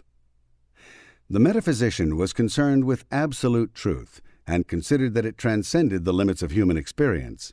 The social orders of his day must have been not much better than our own. Truth is actually a relative quantity. It could be said to be the most reasonable existing data about any body of facts. Truth, as a manifestation of human conduct, would be the holding or voicing of facts as one knows them and refusal to utter or hold statements contrary to what one knows. Creative and constructive imaginings about the future are not untruths, but are postulated new realities. Few mothers there are who do not have untruths and imaginative postulates thoroughly confused, thus suppressing the necessary imaginative instincts of the child and giving the child, in fact, a confusion about the truth itself. Truth may also be confused with tactlessness. A 2.0 will give forth numerous factual but destructive statements. Many 1.1s blatantly pride themselves on their honesty, and so license themselves to make destructive statements for the good of somebody else, which are actually lies. There is an ethic about the handling of truth. While it may be true that something is destructive or that a person is bad, if it serves no purpose to make the statement, the issuance of this truth is in reality the establishing of an n theta line. The highest concept of truth, then, has a certain aesthetic about it in that it is creative and constructive. In common human experience, we all know something about the truth, and that we cannot deal in a black and white breakdown between the truth and lies. Truth is concerned in the issuance and acceptance of facts. Some people favor truthful facts. Some favor facts which are not so truthful. Some prefer to twist facts. Some prefer to hide facts, and some prefer to lie about facts. Some favor high and powerful facts, and some favor only apathetic facts. As one examines this whole subject, one then discovers that the tone scale itself, from 4.0 down to 0.0, postulates the selection of various types of facts, and that the most reasonable facts are the most constructive ones, and that as one falls away down the tone scale, the facts selected are less and less rational and more contra survival. It could be said that life was made to be lived, not died out of, and that facts which encourage a high level of living would be, for man, the most truthful facts, and that those which encourage his demise would be the most untruthful facts. Those things which are truest for man are then those things which most powerfully aid his survival in theta, life, and mest. This column of the tone scale might also be considered the column of preference of facts. At 4.0, we would have a preference for creative and constructive facts.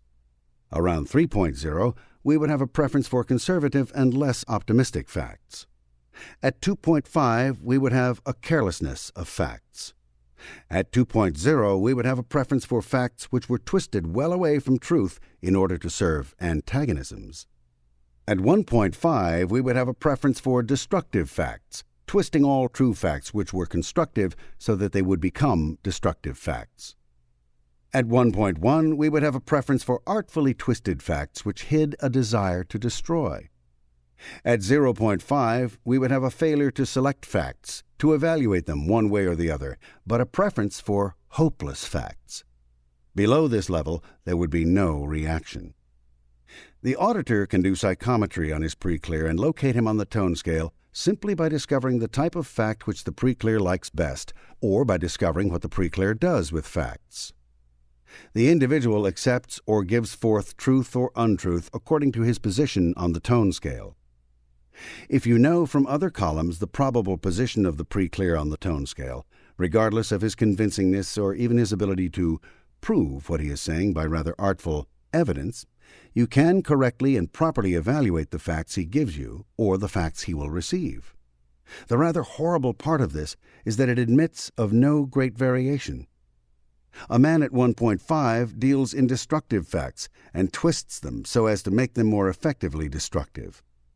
His data cannot be believed, and indeed, any data from individuals at the 2.0 level or below has discard value only. At 4.0, the individual has a high concept of truth and prefers constructive and creative truths. He seeks for new truths. At 3.5, the individual is truthful, but prefers not to deal in n-theta facts. At 3.0, we begin to get an onset of conservatism, a cautiousness about receiving or uttering truths, and a short-sighted program of social lying in order to avoid hurting people's feelings. One should, by the way, beware of placing in charge of anything people who are afraid of hurting other people, for this is not a virtue, but a form of cowardice and propitiation, and denotes a fear of people. People are not so easily hurt as such persons believe. At 2.5, we have insincerity and carelessness of facts. The modern American newspaper exemplifies this level on the tone scale, or perhaps the various magazines which could be named. At 2.0, we get the first willful twisting of facts to suit purposes. And here, facts will be twisted to suit antagonisms the person holds. At 1.5, we achieve the ultimate reversal in facts. Any white fact will be turned into a black fact. Here we have blatant and destructive lying. Did you ever hear an angry man tell the truth? At 1.1, truth receives her severest drubbing. For here, truth is confused, upset, used and twisted, hidden for fear somebody may make retaliation, until one understands that data from this level of the tone scale has only two purposes: to wreak the most harm upon others and secure the greatest safety for self. Here we have lies used to hide lies amid the most frantic protestations of honesty and a noisy advertising campaign about the ethics of the speaker. Beneath the facade of honor, honesty, ethics, and one's sacred word, one is apt to find a writhing cesspool of vicious and malicious lies calculated to do the greatest possible harm. Early in the studies of the tone scale, which resulted in this chart, the lengths to which the 1.1 would go in advertising his virtuous character while performing his knife-in-the-back tricks were not wholly understood. Because such persons said so often that they were honest and ethical, it was for a while accepted that a person could be at a low level on the tone scale in other columns and still be able to tell the truth. Experience demonstrated that whatever the advertisement of honesty, the 1.1 is completely incapable of truth, but lies out of some horrible mechanical compulsion. Not one of the people for whom this allowance was made succeeded in being worthy of it. But each was discovered to be so deeply enmeshed in chicanery, all the while appearing so honest, that the depths to which aberration can suppress man were for the first time clearly understood. Bluntly, anyone takes his life and his reputation in his hands when he believes a 1.1, no matter the evidence.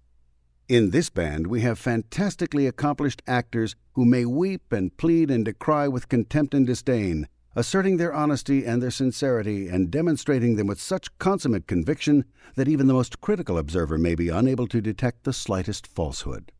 And yet, in the 1.1, a deep and exhaustive inspection of the motivations and goals reveals a snake pit of lies and insincerities, of pretenses and unrealities.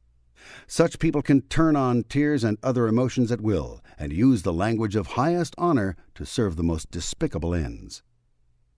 At 0.5, we have no less dangerous but certainly more obvious levels of untruth. Just as fear drives the 1.1, grief drives the 0.5.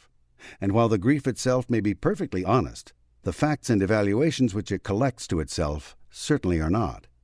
Since here we have an individual who is making a cry for help, supplications, pleas for pity, all facts stand magnified. The dead are found to be suddenly, utterly without faults. The lover who abandoned the sweetheart is found to be a black-hearted villain. The 0.5 may be given sympathy, but never believed.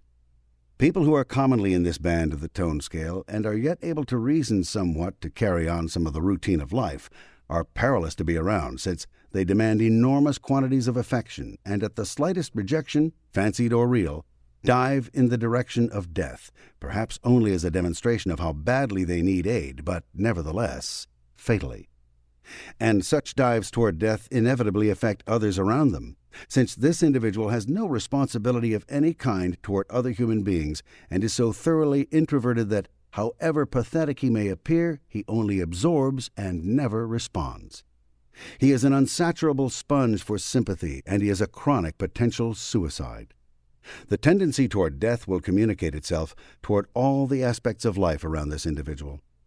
He will make enmest out of any mest. He will prefer sordid and squalid quarters. He will drive ancient and rickety cars.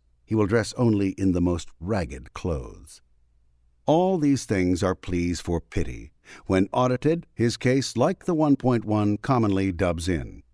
The auditor must be particularly careful of the 0.5 not to run too much dub in, not to give too much sympathy, not to give too little sympathy, and not to make an error in auditing which will depress the pre-clear's tone, since the 0.5 has so little distance to go to attempt death, either by sickness or by actual violent self-destruction. The 0.5 is near the end of the road, and by contagion, he much more markedly interbulates the free theta of those around him than does even the 1.1 or the 1.5. The validity of engrams run and the pre-clear's concept of truths are in direct ratio. The auditor can be guided thereby, but the auditor should never be critical of the facts the pre-clear brings forth. He must only attempt adroitly to guide the pre-clear toward running the highest level of fact the pre-clear can attain.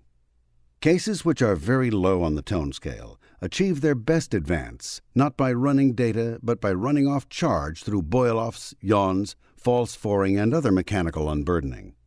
The data the individual runs when below 2.0 may be interesting, but it is quite often untrue. And it is less and less true the lower the individual drops on the scale. The lowest point on this scale for a life organism is, of course, pretended death.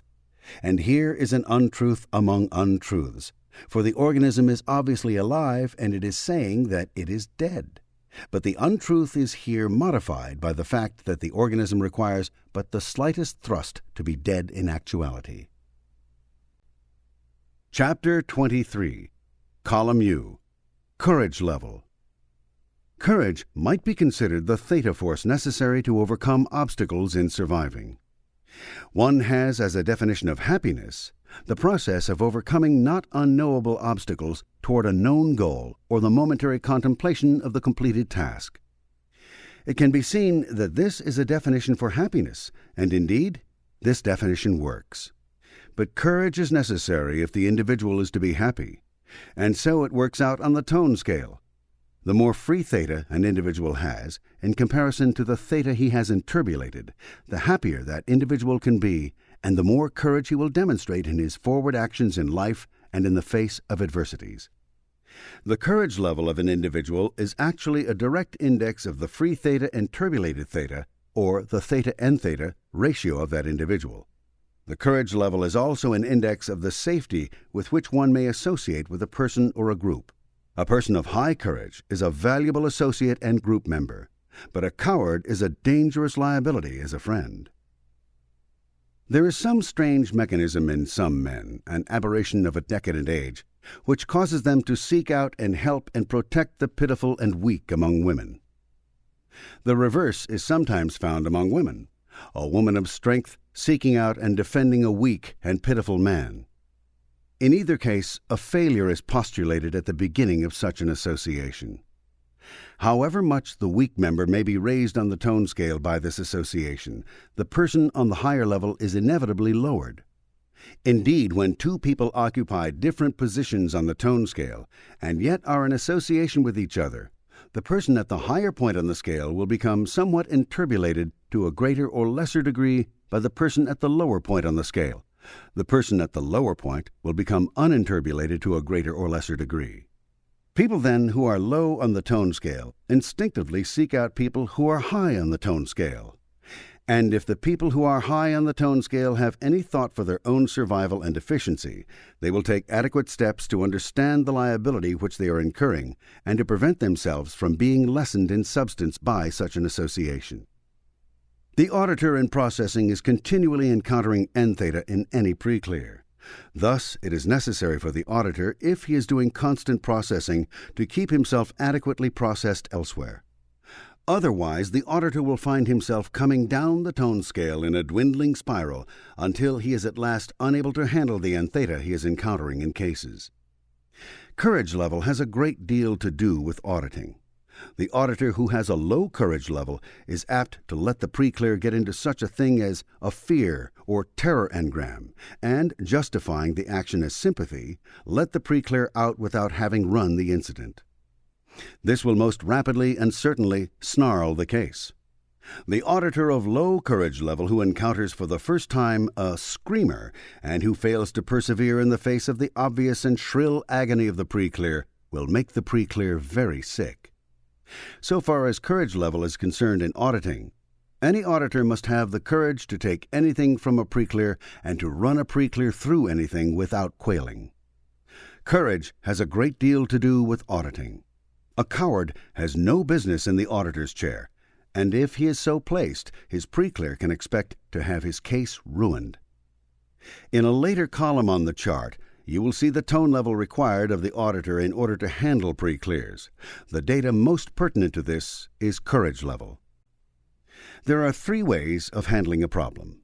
One is to attack it, directly or indirectly.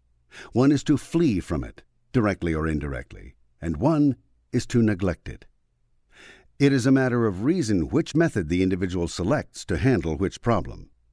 Continuous attack bluntly and directly on a problem is not necessarily a courageous address, but may only be an angry and destructive address. A persistent address to the problem, however, requires courage, since one of the components of courage is duration of effort.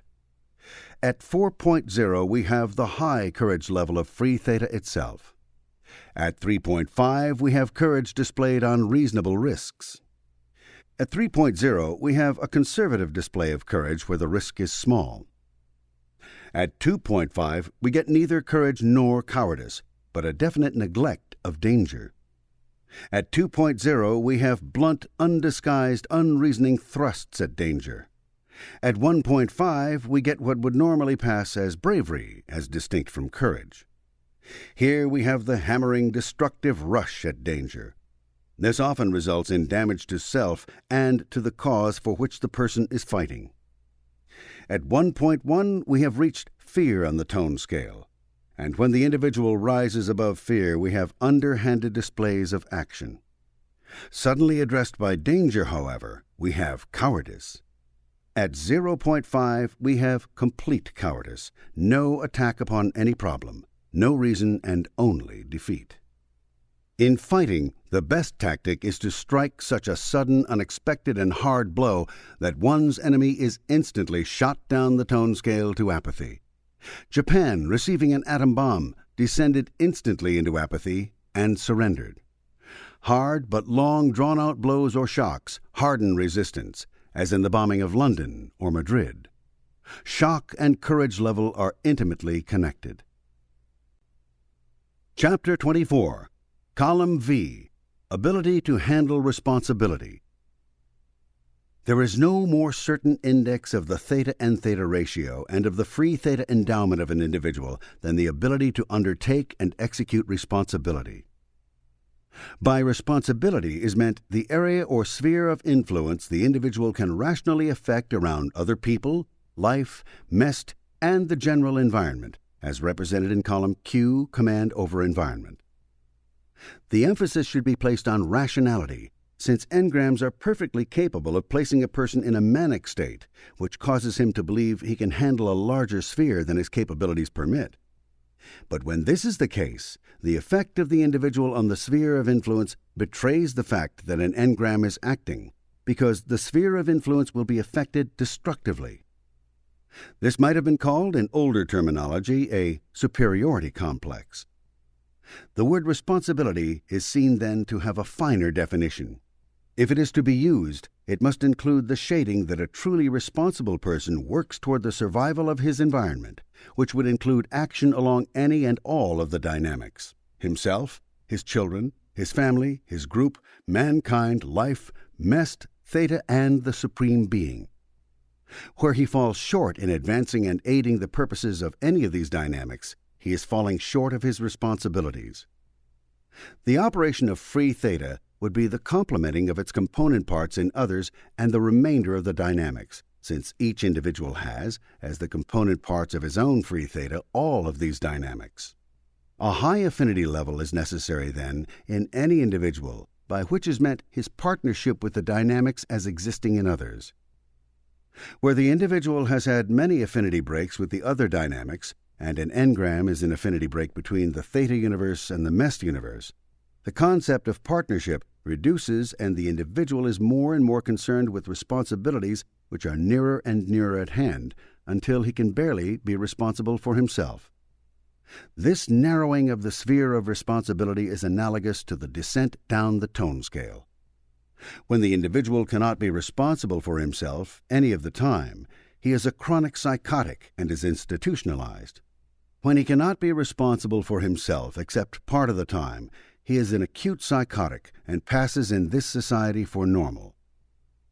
It is not the magnitude of the sphere of responsibility of the individual which should take the auditor's eye as he attempts to evaluate the individual on the tone scale, but it is the quality of responsibility along each of the dynamics. The fully responsible individual bears certain definite marks which are unmistakable. On the first dynamic, he takes good care of himself. He gives a well-kept appearance in accordance with his means and pursuits. His personal effects are tidy and in reasonably good condition.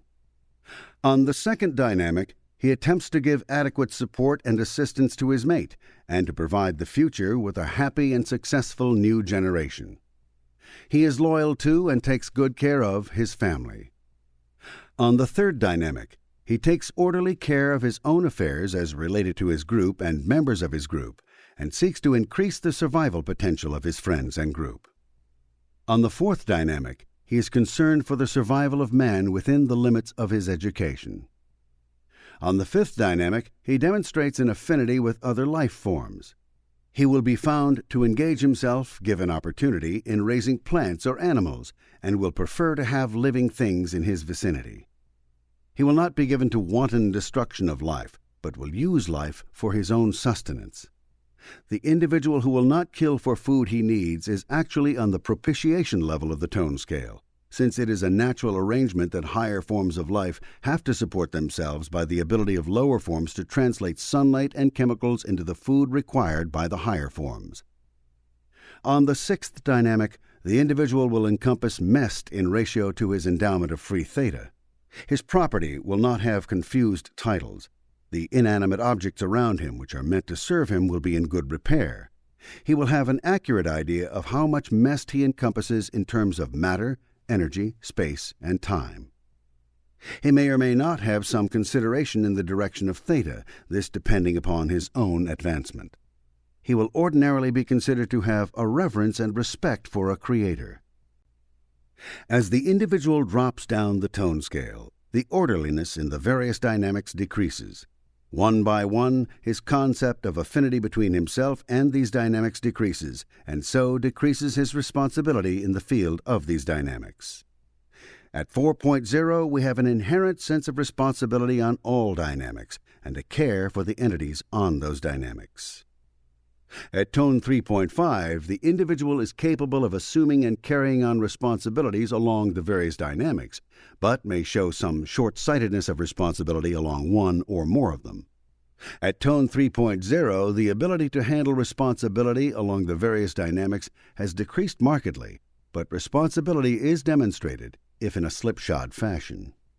Above this level, the individual will execute orders given to him in as reasonable a fashion as possible. But at this level, the individual accepts and executes orders only if they are enforced by blunt threats of punishment which are unmistakable. However, at this level, one or more of the dynamics may remain quite free, and responsibility may be full along this dynamic.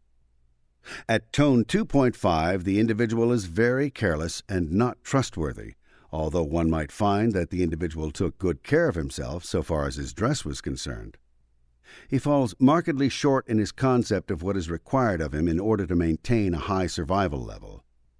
The manifestation of this level is only that of carelessness, however, and not that of revolt, as it is on the lower levels. At tone 2.0, we find the individual not executing responsibility for its own sake, but assuming responsibility only when self or group interest can be served. We have the individual executing responsibility not reasonably toward creativeness and construction, but exercising responsibility on a punishment drive basis. The individual orders things to be done in threatening tones. At 1.5, we have the individual assuming responsibility much more often and more widely than he can possibly manage in order to bring about destruction along the dynamics. He will play one dynamic against another. He may talk as if he is saving something or give very preservative motives for his actions. But no matter what he does, the end result will be destruction. This is a phenomenon which has been too little understood in the past. Here is the death talker who is going to save something from destruction by creating great havoc. This person will not listen to a creative and constructive plan unless he can see ways and means of using it to destroy.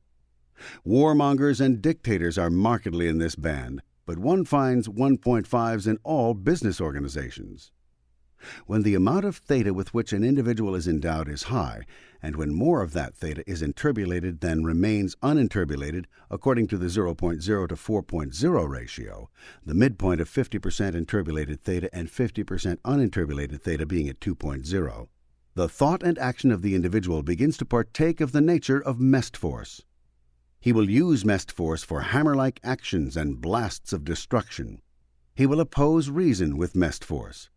Such an individual assumes responsibility for the purpose of destruction by giving out dour and terrible news. Even though he has good news to give forth, he will not give it, but prefers to broadcast tidings of alarm and death. His is the assertion that all is about to be destroyed and that destruction alone can prevent destruction from taking place. Unfortunately, it is all too often true that suppressors to a creative action must be removed before construction and creation takes place. Any person very high on the tone scale may level destruction toward a suppressor. The individual at 1.5, however, does not add any creation or construction into his computation except as a tool to trump up further power to destroy. The rather horrible thing about this particular band is that it is above the current band of civilized societies around the world, and societies will not be led by governments more than half a point above the general social tone. At 1.1, the attitude toward responsibility is capriciousness. The individual is irresponsible and incapable. The responsibilities assumed by a 1.1 are surface manifestations only. The individual may seem to be carrying out a program and may seem to be useful, but the end results of all these programs and responsibilities will be disastrous, since underneath this veneer so many cross-currents and cabals exist that chaos will result. A 1.1 with a superiority engram, which demands that he take responsibility, may make an excellent show and be very convincing. But the show he is making and the conviction he seeks to implant in others are not the things intended. And a glance below the surface will discover an entirely different program aimed solely toward malicious destruction. At 0.8, 0.5, to talk of anything like responsibility is nonsense, unless one begins to change the direction of responsibility. From 2.0 down, the individual seems to have a responsibility toward death. It is a duty, one might say, for persons from 2.0 down to cause death, failures, or disaster, or to die. And it is an additional responsibility to mask this duty with apparent constructive goals or merely denial of that duty. The minions of the devil and the devil and his dark angels are descriptions of persons engaged on 2.0 down activity. The concept of sin as destructive practice containing more pain than pleasure stems from observations of the activity of low-tone persons. How real these concepts become to one who is himself enmeshed with another who is responsible to death and not to life.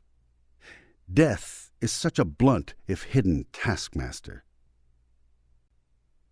Chapter 25, Column W, Persistence on a Given Course. Another index which the auditor can use to place his pre-clear on the chart is the persistence of the pre-clear along any given course of action toward a goal. It has been advanced that there are two kinds of individuals so far as persistence is concerned. The individual who has sufficient theta endowment and sufficient structural ability to keep his free theta and his interbulated theta relatively separate may, but not always, have a good persistence level even when the factors and conditions in his environment are such that they continually hammer him away from his given course of action. The other type would be the person who is knocked by life from one course to another and who will persist on any given course only so long as no new factor introduces itself. This is characteristic of the potential psychotic. The persistent individual keeps going toward his goal. He may go slower and slower, and he may die en route, but he does not deviate.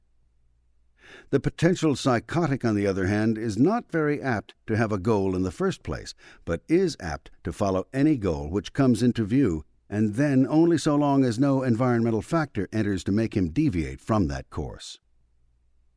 One must recognize that the exterior world of the environment in its action on the individual and the interior world of the inmost obsessive engrams are working on the same I, and that if the individual is not deviating very markedly on his course toward his goal, even when confronted by heavy environmental factors which seek to move him in other directions, neither is he reacting heavily to his engrams in proportion to the severe reactions he might manifest were he less persistent. An individual may be known by his persistence, but this index is not a sharply defined one, since there are evidently two types of personalities in general, or, one might even say, two types of mental structure. The persistent individual who normally carries forward toward his goal despite environmental suppressors and deviators, in the absence of processing and during the normal course of life, because of the dwindling spiral, will drop down the tone scale. More of his free theta will become enturbulated, and the balance will gradually shift, until most likely there is far more enturbulated theta than free theta. The persistence of this individual may continue, but the methods he uses to gain his goal will match the various points on the tone scale on the way down. The individual may begin with a high enthusiastic thrust and may, through experience, become less blunt and open about his creative and constructive efforts, and may assume conservatism and caution. He may enter a stratum where he is bored with the goal and may dawdle on his way toward it. Lower than this, he becomes antagonistic toward factors which do not permit him to reach his goal. Below this, he becomes angry and destructive toward suppressors, and, although he is still apparently going toward his goal, the majority of his time is absorbed in combating suppressors. Losing here and there in his battles, his tone will drop, and he will become more and more covert, even to the point of pretending that he is not any longer persisting toward his goal, while at the same time continuing to do so. Only when he reaches the level of apathy will he give up. When a man has been defeated too often, when too many of his dreams have been broken, he sinks into the apathy band and thereafter no longer struggles toward his goal. Truly enough, he dies with the last of his dreams. The individual who has a low theta endowment and seems structurally incapable of concentration when at a low point on the tone scale may yet increase his persistence to the point where he can win the minor goals of life with great ease when he has been released or cleared. It is an observed fact that an individual's attitude toward Dianetics and an individual's attitude toward life in general are parallel. The better Dianetic processing can approximate the mechanics of the mind, the better that processing is. This is another parallel. When the auditor takes a pre-clear who is in the apathy level, all too common in this present social order, he can expect the pre-clear to depend exclusively on the auditor for any persistence as to the processing of the case. The auditor, incidentally, must take the responsibility of doing the processing. As the pre-clear comes higher on the tone scale and reaches 1.1, the auditor can expect the pre-clear to propitiate him by giving him presents or being very flattering. Ordinarily, however, the pre-clear is operating on mechanisms which tell him he is not supposed to go anywhere or get well. And the auditor must be even more persistent, since the only persistence toward the goal of getting well or cleared will still be from the auditor regardless of what the pre-clear is saying. Women, by the way, reaching this level of the tone scale may propitiate by offering sex and are very easy to seduce. An auditor who is a wise auditor will steadfastly refuse sexual relations with a pre-clear. The auditor who yields to temptation at this level finds himself in a bad situation, because his pre-clear is on the way up and will shortly pass this propitiative level and achieve more honorable levels of the tone scale. Auditors who, knowing this, permit themselves such actions are themselves at the 1.1 level and have no business auditing. None but a despicable cur would seek to benefit from this phenomenon. None but a chronic or acute psychotic would find enjoyment in it. The person who does this, by the way, usually stops or discourages all processing beyond this point, realizing that as the tone of the pre-clear rises, some honesty will come into the pre-clear's reasoning. Where you spot a sudden cessation of auditing, the barring of a person from auditing, or a refusal to audit, you can be certain that the person responsible for this cessation of auditing or the refusal to permit or encourage it has a selfish profit to make or is hiding something. A person like this is such a menace to himself and to others around him that auditing is much too good for him. He should be shot on sight. Every case has to get angry before it can get well.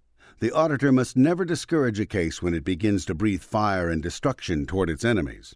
It is quite common for a pre-clear to go through a phase of desiring murder or sudden death for both parents for what they have done. The auditor who discourages this anger is inhibiting the ability of the case to get well. This phase will pass, and the auditor should take care during it to prevent the pre-clear from making overt acts against his enemies for which he will have to apologize a few weeks later when the anger phase has gone away. Yet the anger phase must be encouraged nevertheless. The hypnotist who implants suggestions to the effect that one must treat one's fellow man kindly is actually driving his client down toward apathy. Rising on the scale, at 2.5, the pre-clear finds it difficult to concentrate on the force and fury of engrams and is liable to be slack in persisting on his case. He is apt to be too busy about other things. This is a difficult period in any case, but there is so much to be gained above it that somehow the pre-clear must be raised even higher on the tone scale. There's only one way to do this, not by suppressing the pre-clear back into anger, but simply by getting enough locks and other bric-a-brac off the case to bring the pre-clear up to a 3.0. At 3.0, for the first time, the pre-clear will begin to demonstrate self-determinism. Self-determinism should never be confused with refusal to cooperate or willfulness in non-survival directions. At 3.0, the pre-clear is willing to proceed in the most orderly possible fashion toward a thorough and complete swamp-up of his case. At 3.5, the persistence of the pre-clear is such ordinarily that he begins to knock out engrams in chains. At 4.0, the persistence of the individual will be the persistence with which he is natively endowed. All the theta that he possesses will be free.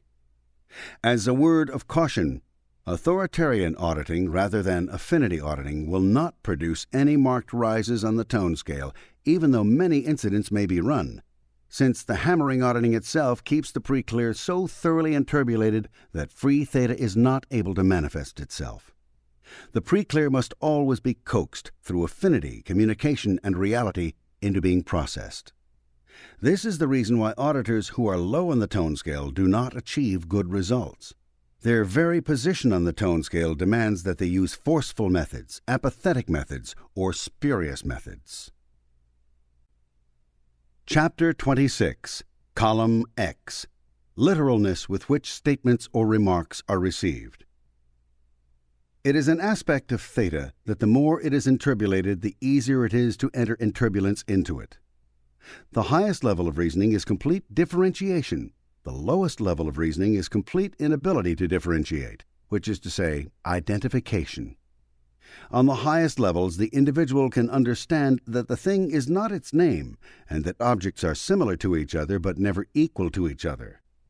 In the reactive levels from 2.0 down, the individual more and more identifies, until finally all things are the same thing, and this is complete inability to rationalize. Rationalizing is, in essence, differentiation. Reacting is, in essence, identification. The literalness with which the person receives statements is an index of the amount of enturbulence in the case. At 4.0, we have high differentiation, good understanding of all communications, as modified by the Clears education. At 3.5, we have a good grasp of statements made and a good sense of humor, a sense of humor depending to a large degree upon the individual's ability to differentiate and to see and reject situations which do not fit. At 3.0, we still have good differentiation of the meaning of statements made, but here orders have to be explained a little more carefully, since less reason is going to be applied to them. At 2.5, the individual accepts very little, literally or otherwise. The sense of humor of this individual is liable to be very literal, dealing to a large extent in puns rather than in situations. At 2.0, there is no sense of humor that one could call a sense of humor, but there is laughter over the misfortune of others, which is a demonstration of antagonism. This individual will accept remarks which are antagonistic remarks literally, but he will reject remarks which are lower on the tone scale and be able to differentiate on those remarks. He does not pay much attention to remarks higher on the tone scale, and if remarks are made to him from persons higher on the tone scale, he's apt to interpret them into antagonism if they can literally be so construed.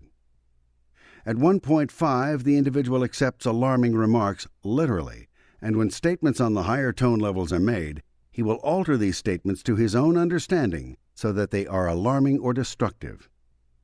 The sense of humor, again if it can be called such, of individuals at 1.5 consists of laughter at very painful misfortunes.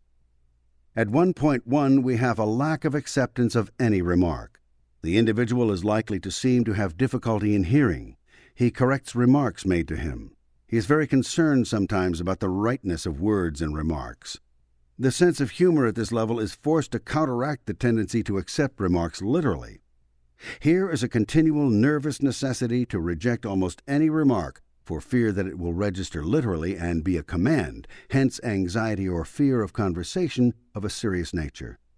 Rather underhanded efforts are made at this level to knock apart serious statements or plans from higher levels on the tone scale. At 0.5, we have an individual who literally accepts any remark which matches his tone and ignores remarks of any other tone. Apathy statements made to this individual have the force of hypnotic suggestions. Anything at all which is said to a person at the 0.1 level is recorded directly in the lowest strata of the reactive mind.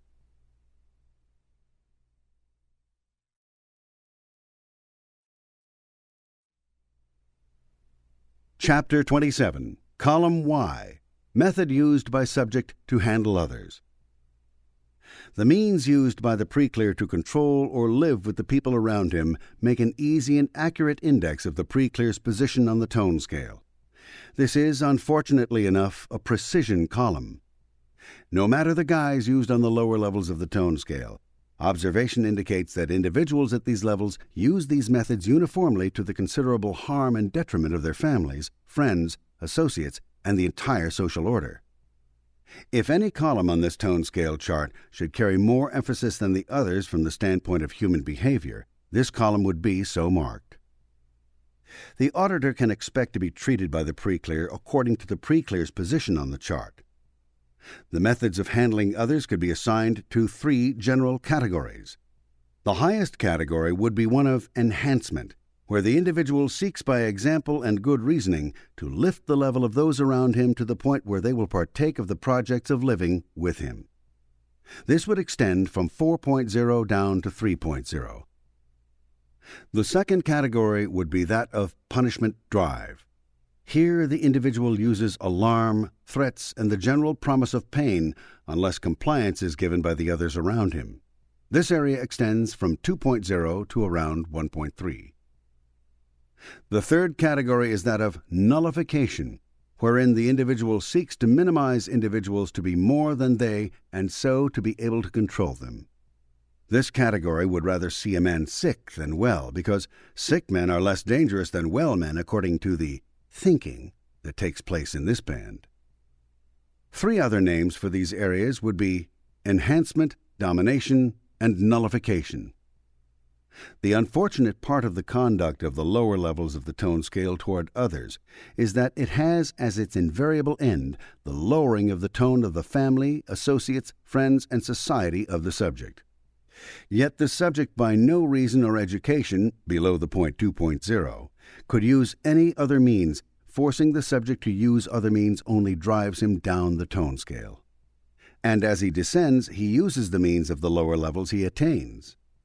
Here we have the dwindling spiral at work upon the environment of the subject and upon the subject's associates, friends, and social order.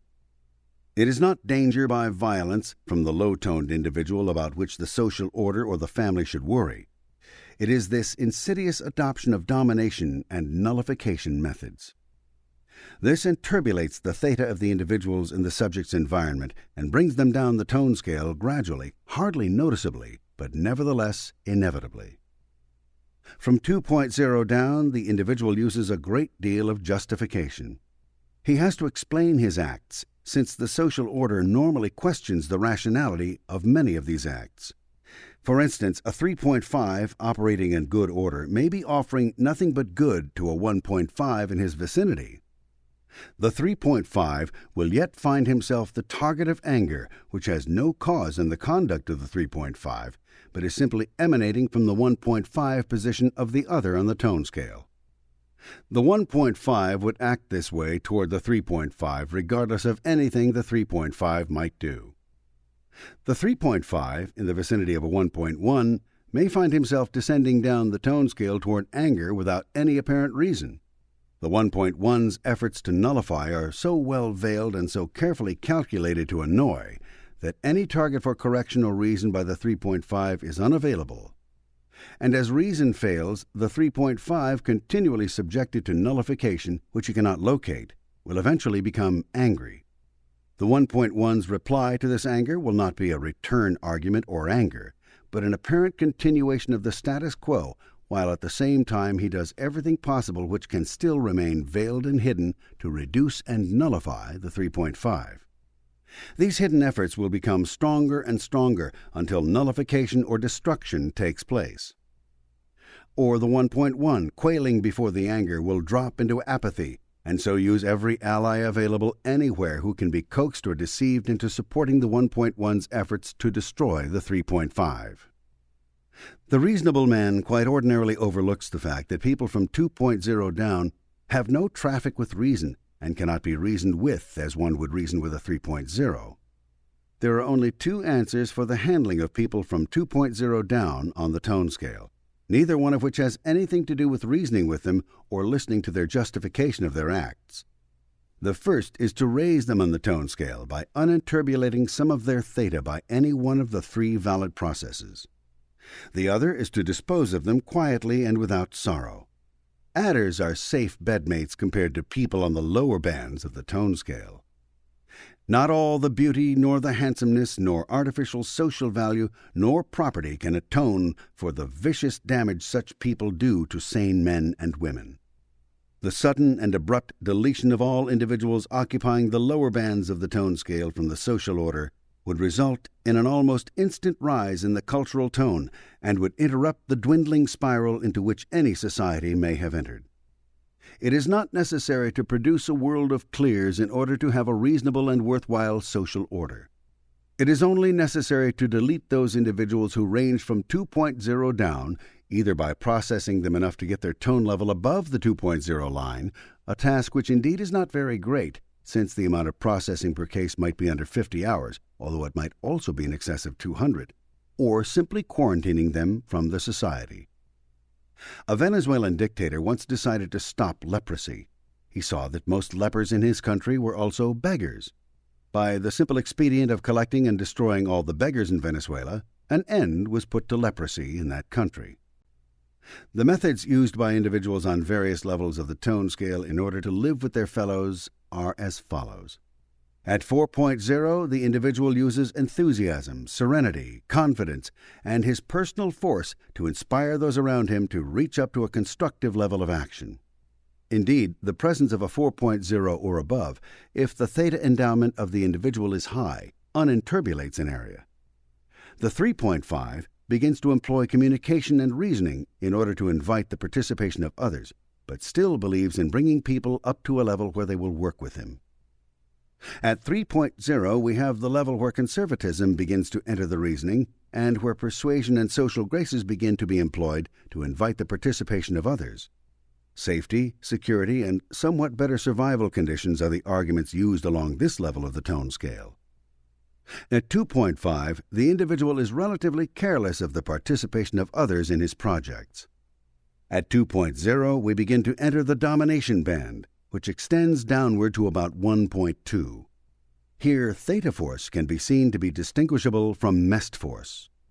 Theta force is reason, and mest force is simply that, force.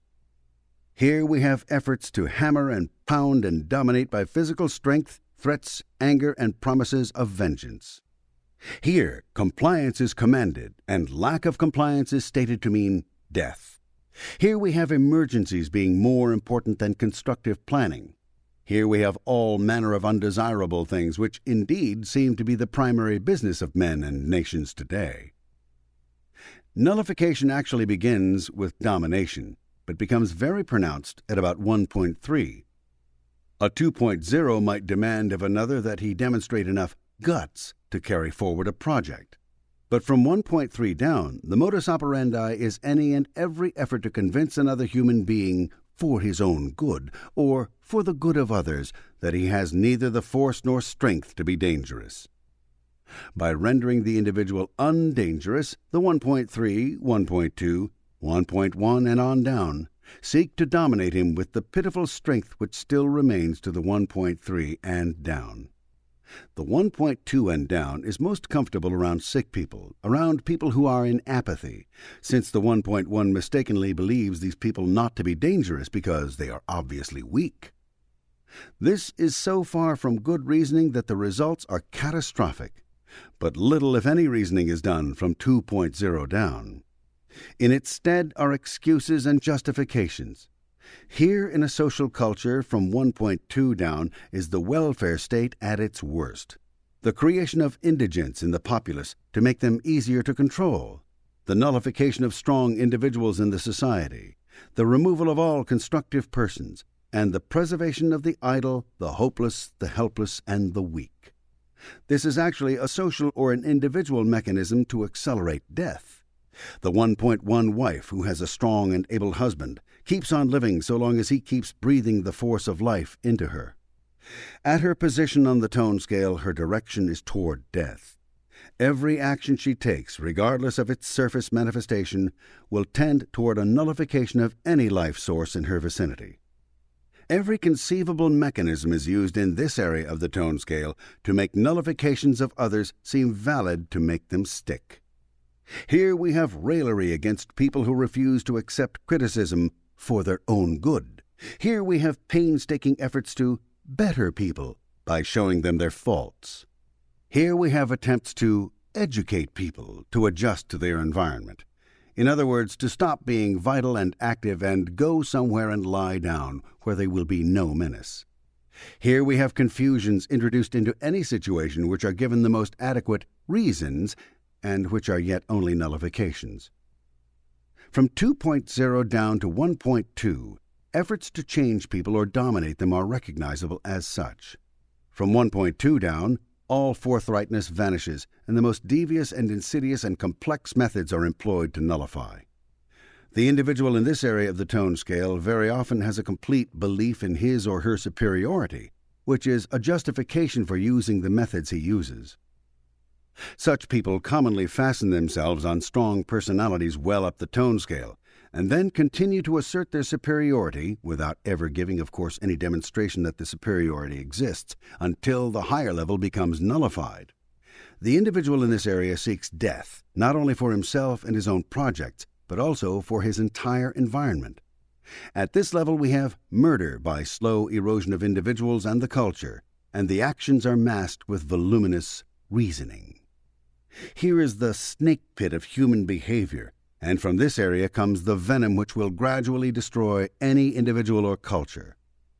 Heretofore, people in this area have not been seen to be dangerous, and the word psychotic has been used to designate only those who were helpless or overtly destructive. However, this area never becomes overtly destructive, tending if anything toward suicide and rarely toward murder, save on a long-term basis of murder of the personality or the projects of others.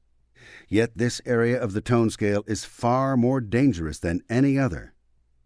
Here we have perversion of anything and everything so that the surface manifestation will never match the undercover purpose. In sex we have no facing of the purpose and use of sex as something to be enjoyed and for the creation of children, but we have all manner of anxieties and irregular practices which do anything but tend toward the creation of children. And where we may have, in such a person, a hectic obsession with the performance of the act, and an avowed interest and enjoyment in the act, we have actually no enjoyment of it.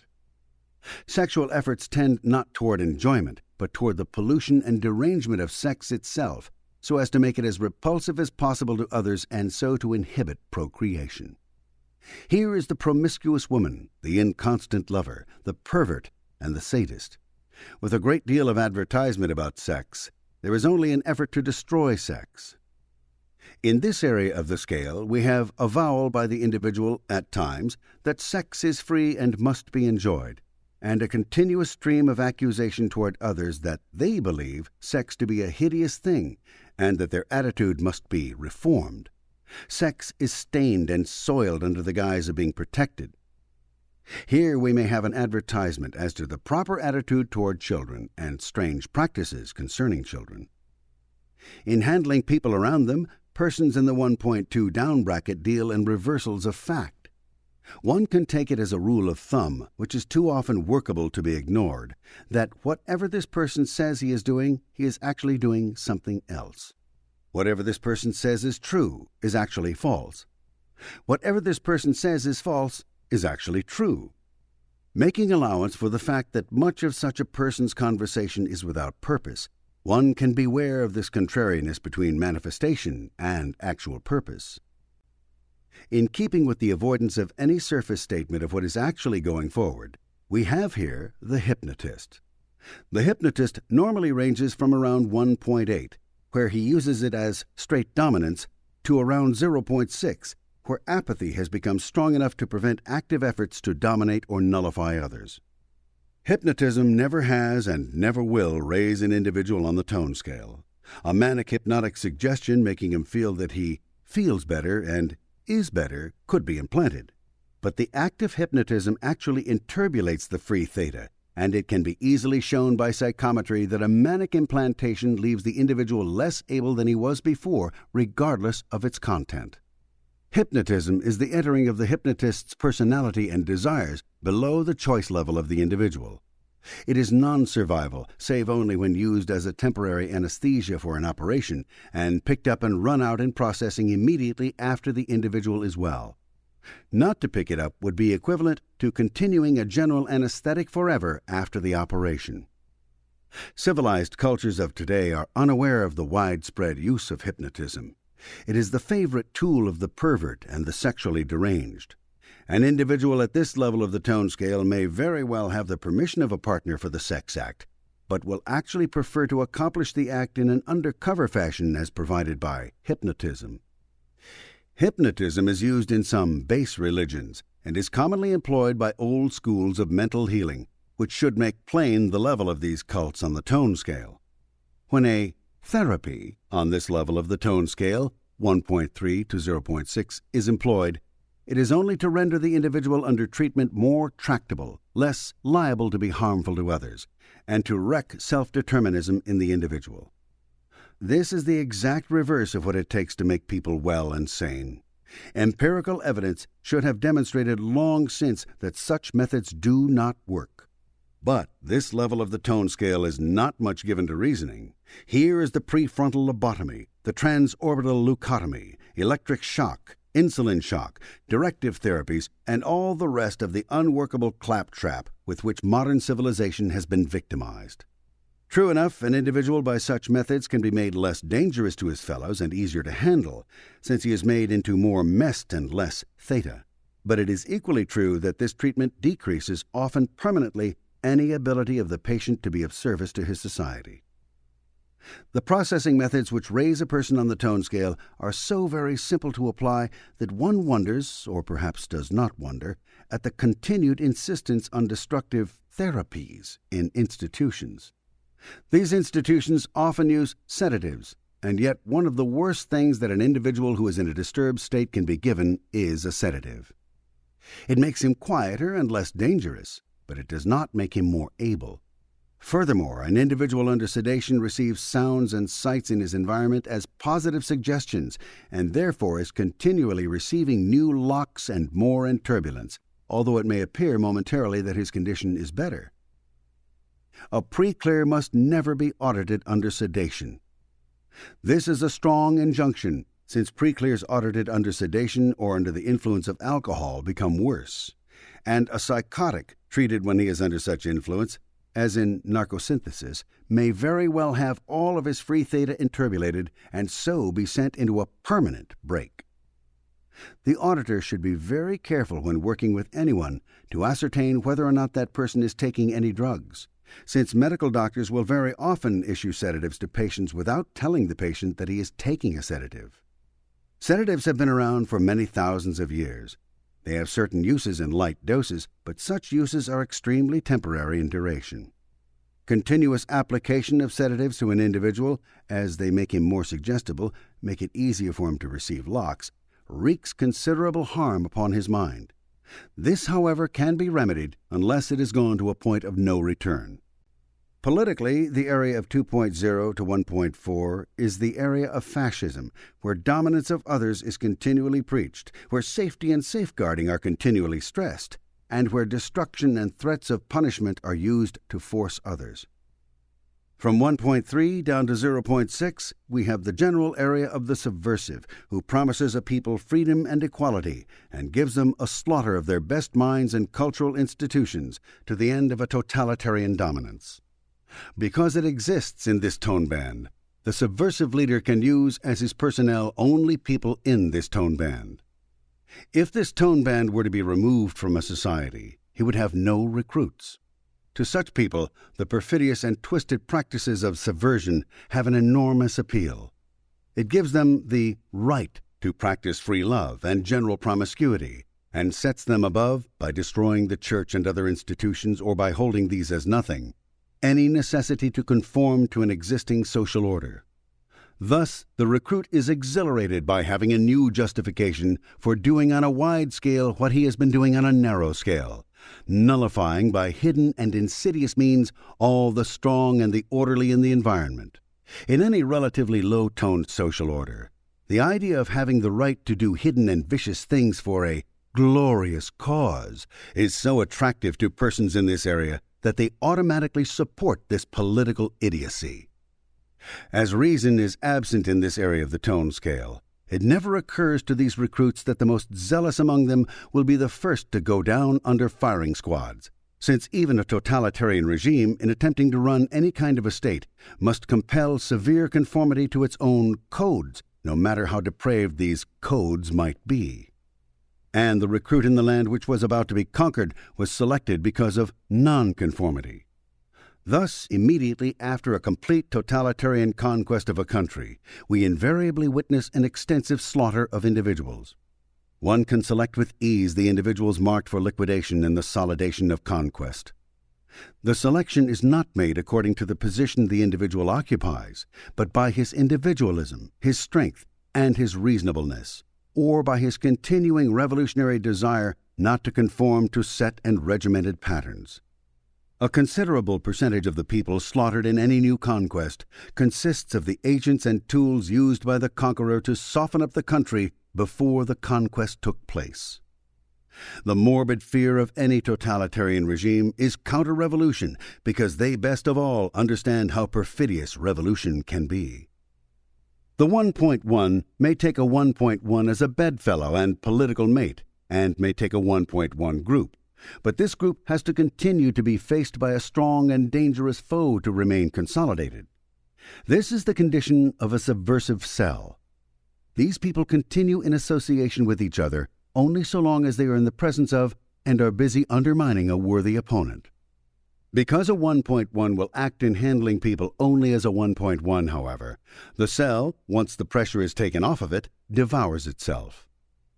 If the auditor is processing anyone known to have been in continual association with a 1.1, he can readily and rapidly assemble the pattern of aberration of this unlucky pre-clear, since it will consist of the surface display by the 1.1 that all was being done for the pre-clear's good, and a continual and insidious underhanded campaign to hit the pre-clear at his weakest points. The apathy band of the tone scale is only less dangerous to the social order than the 1.1. The apathy band has a definite procedure for handling people and the environment. Apathy is attempting to tend toward death. Here is the suicide, and the apathy case will, actually, thoroughly enturbulate those around him in an effort to cause death along the other dynamics. There was once a whole political philosophy about apathy known as Zeno's apatheia, which was embraced in the last death throes of the Roman Empire. The apathy case will try to discourage anyone from doing anything. Hopes and dreams are destroyed merely by claiming that they are hopeless and impossible. It has been fashionable to feel sorry for individuals on this band of the tone scale. This is exactly what this band of the tone scale demands of associates in the environment. Here we have cries for pity, supplication, and any and every means to gain sympathy. These are actually interpolative mechanisms rather than real requests for help. The entheta of the apathy level does not want to be helped, but merely wishes to interpolate further and to die, causing at the same time as much death as possible in the environment. Nearly any human being confronted with the loss of a friend or loved one dives momentarily into the grief level. And the acute state of apathy is thus seen commonly, if sporadically, in the society. This state can be easily remedied by processing when it is a momentary environmental restimulation. The chronic apathy case is a different matter and is intensely dangerous to the environment. It is fashionable to feel sorry for the apathy case, and yet the apathy case never feels sorry for anyone. Despite all the tears and moaning, the apathy case on a substratum is quite cunning and attempts to produce through tears the maximum interpolation possible. If the 1.1 is considered to have manifestations of one kind and motives and actions of an entirely different kind, then the apathy case is a direct reversal. The apathy case will declare all past kindnesses to have been the most sadistic cruelties, and the cruelties to have been kindnesses. Facts are not simply distorted by an apathy case, they are reversed. By reversing all visible evidence and declaring everything to be the exact opposite of the reality, maximal interpolation can be produced. The apathy case, by insisting that every white is black, so tries the reason of others in his vicinity that they, lost in this confusion, also become apathetic, since there seems to be no possible method of reasoning. Apathy is more than hopelessness. It is death in a very forthright form. The apathy case talks about death, threatens personal death, and will actually attempt suicide. There is not enough courage on this level to forthrightly attempt the death of others, but by interpolation the apathy case can effect this, and will do so if not understood. The apathy case quite commonly sets an example of death by fake suicide in a vague effort to be mimicked by another, and so bring about another's death. The apathy case that is threatening suicide, however, cannot be disregarded, since a sudden interpolance may actually bring about an attempt. Here, the command over the environment is recognized by the apathy case to be limited to the individual's possessions and body alone. We get various types of neglect of possessions, which quietly and undramatically lead to their destruction. Here we get neglect of the feelings of other people and their concerns. Here we have neglect of person, which may dramatically or undramatically tend toward the destruction of person. The apathy case is so reversed on reality that he will declare things which are normally ugly and horrible to be beautiful, and things which are beautiful to be ugly and horrible. An insidiousness is present at about 0.7, wherein the apathy case seems to support beautiful things in art, but spoils them in so supporting them for others in the environment. There is a gruesome obscenity in the admiration such people give to beauties in life. Below 0.7, there is not enough activity to lend active support for any purpose save the attainment of death for self and others. Valuable objects, assets, and projects are in considerable peril in the vicinity of an apathy case, even though the apathy case may not seem to be very active. It is this inactivity which is deceptive. A slight surge in tone can cause an apathy case to despoil anything in the vicinity which is normally considered survival. Apathy cases have destroyed great works of art, organizations, and individuals for the most specious and spurious reasons. The apathy case is so self-centered that it is very difficult for the auditor to gain any cooperation. Indeed, every effort the auditor makes to invite hopefulness will be rejected. It will not be so thoroughly rejected that the auditor is rebuffed, but will be met with new reasons why the auditor should feel sorry for the apathy case. Most of these reasons are outright lies, and the apathy case commonly runs floods of dub-in as well as spurious tears. Auditors, and indeed a society not understanding the true motives of apathy, are placed in considerable peril, since a natural mechanism exists in the higher levels of the tone scale to aid and support one's fellows. The apathy case is actually perverting and destroying this mechanism by inviting it toward unworthy causes. This is a death action intended to destroy the mechanism of cooperation. The self-centeredness of the apathy case is appalling to any reasonable being once he examines it. A great deal of the conduct of the apathy case is, knowingly or unknowingly, pretense or act. At the 0.6 level, one may even occasionally catch an apathy case peering hawk-like but covertly from under the veil of tears to be sure that the show is still receiving the attention of the audience. Much experience with apathy teaches the auditor that there is nothing very noble about grief or apathy. The actual grief should be run out of a case as soon as possible. But when he is auditing an apathy case, the auditor will find himself running a great deal of specious incident, all of which contains grief. The invitation for sympathy knows no bounds. The demands for pity will become shortly, even to the most patient, trying beyond endurance. Although one may at first feel an active urge to help an apathy case, when one has penetrated the depth of speciousness of the data, an impulse toward contempt and ridicule will result. For no reasonable man finds an impulse toward death a reasonable thing, and the apathy case has no other impulse. The cry for pity and the supplication for aid seem to require the assistance of others. Actually, these are demanding the enturbulence and death of others. No apathy case wants to be helped, but will use any and every means to keep from being helped. As courage is absent, the apathy case will dodge any incident which contains real impact, just as the apathy case will dodge any factor in the environment which contains real help or aid, and will go inevitably toward environmental factors which are destructive. The apathy case thus avoids any good auditing, and will actually seek out and encourage very bad auditing. It is a certain mawkish sentimentality in our current society, encouraged by generations of literary men who are attempting only the strongest impact and thus the greatest sale for their works, which makes us brook, tolerate, and countenance the apathetic. Perhaps because each of us feels his importance demands that someone feel sorry for him when he is hurt or dead, we countenance a continuing grief in others. By Dianetic processing, this grief is very easily dispensed with, and anyone who has long experience in the handling of apathy cases would be more likely to feel sentimental about running sores or venereal disease than to feel long and enduring sympathy for apathy.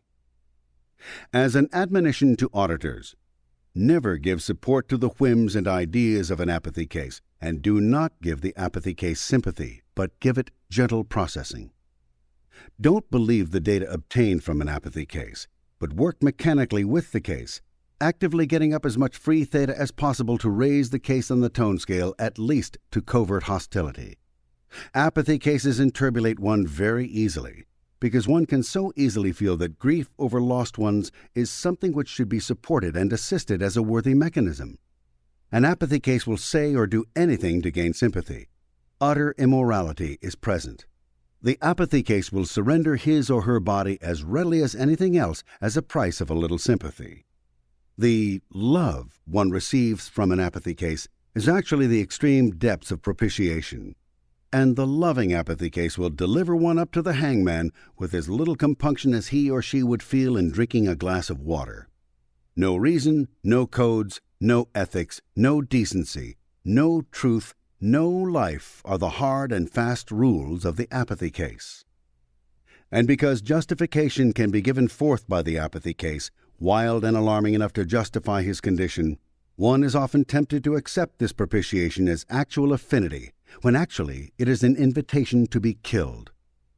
Because this propitiation can be mistaken for love, one is often tempted, out of sympathy and a desire to assist, to become closely associated with an apathy case.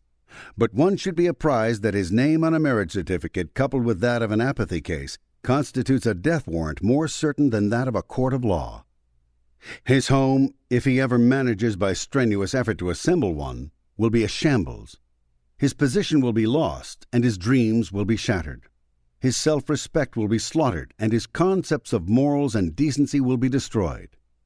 These statements are made without compromise after long and close observation of apathy at work in an individual. Apathy is only half a point above death, and apathy will bring death to anything and everything in the environment. A social order in the apathy band will take any unreasonable course which leads toward death. It will follow any leader who claims that life is not worth living and that things and people should be neglected until they cease to live. Here is no outright destruction of entities. Here is insidious destruction through neglect, overuse, and accelerated decay. The American Indian, for instance, when pushed by defeat into the tone band of apathy, adopted program after program which was acclaimed as a salvation program, but which was always a death program. There was the matter of the ghost dancers, who avidly received the falsity that their cotton shirts could stop bullets. There was the wave of dog killing, whereby it was asserted that the buffalo would come back if all the dogs were dead.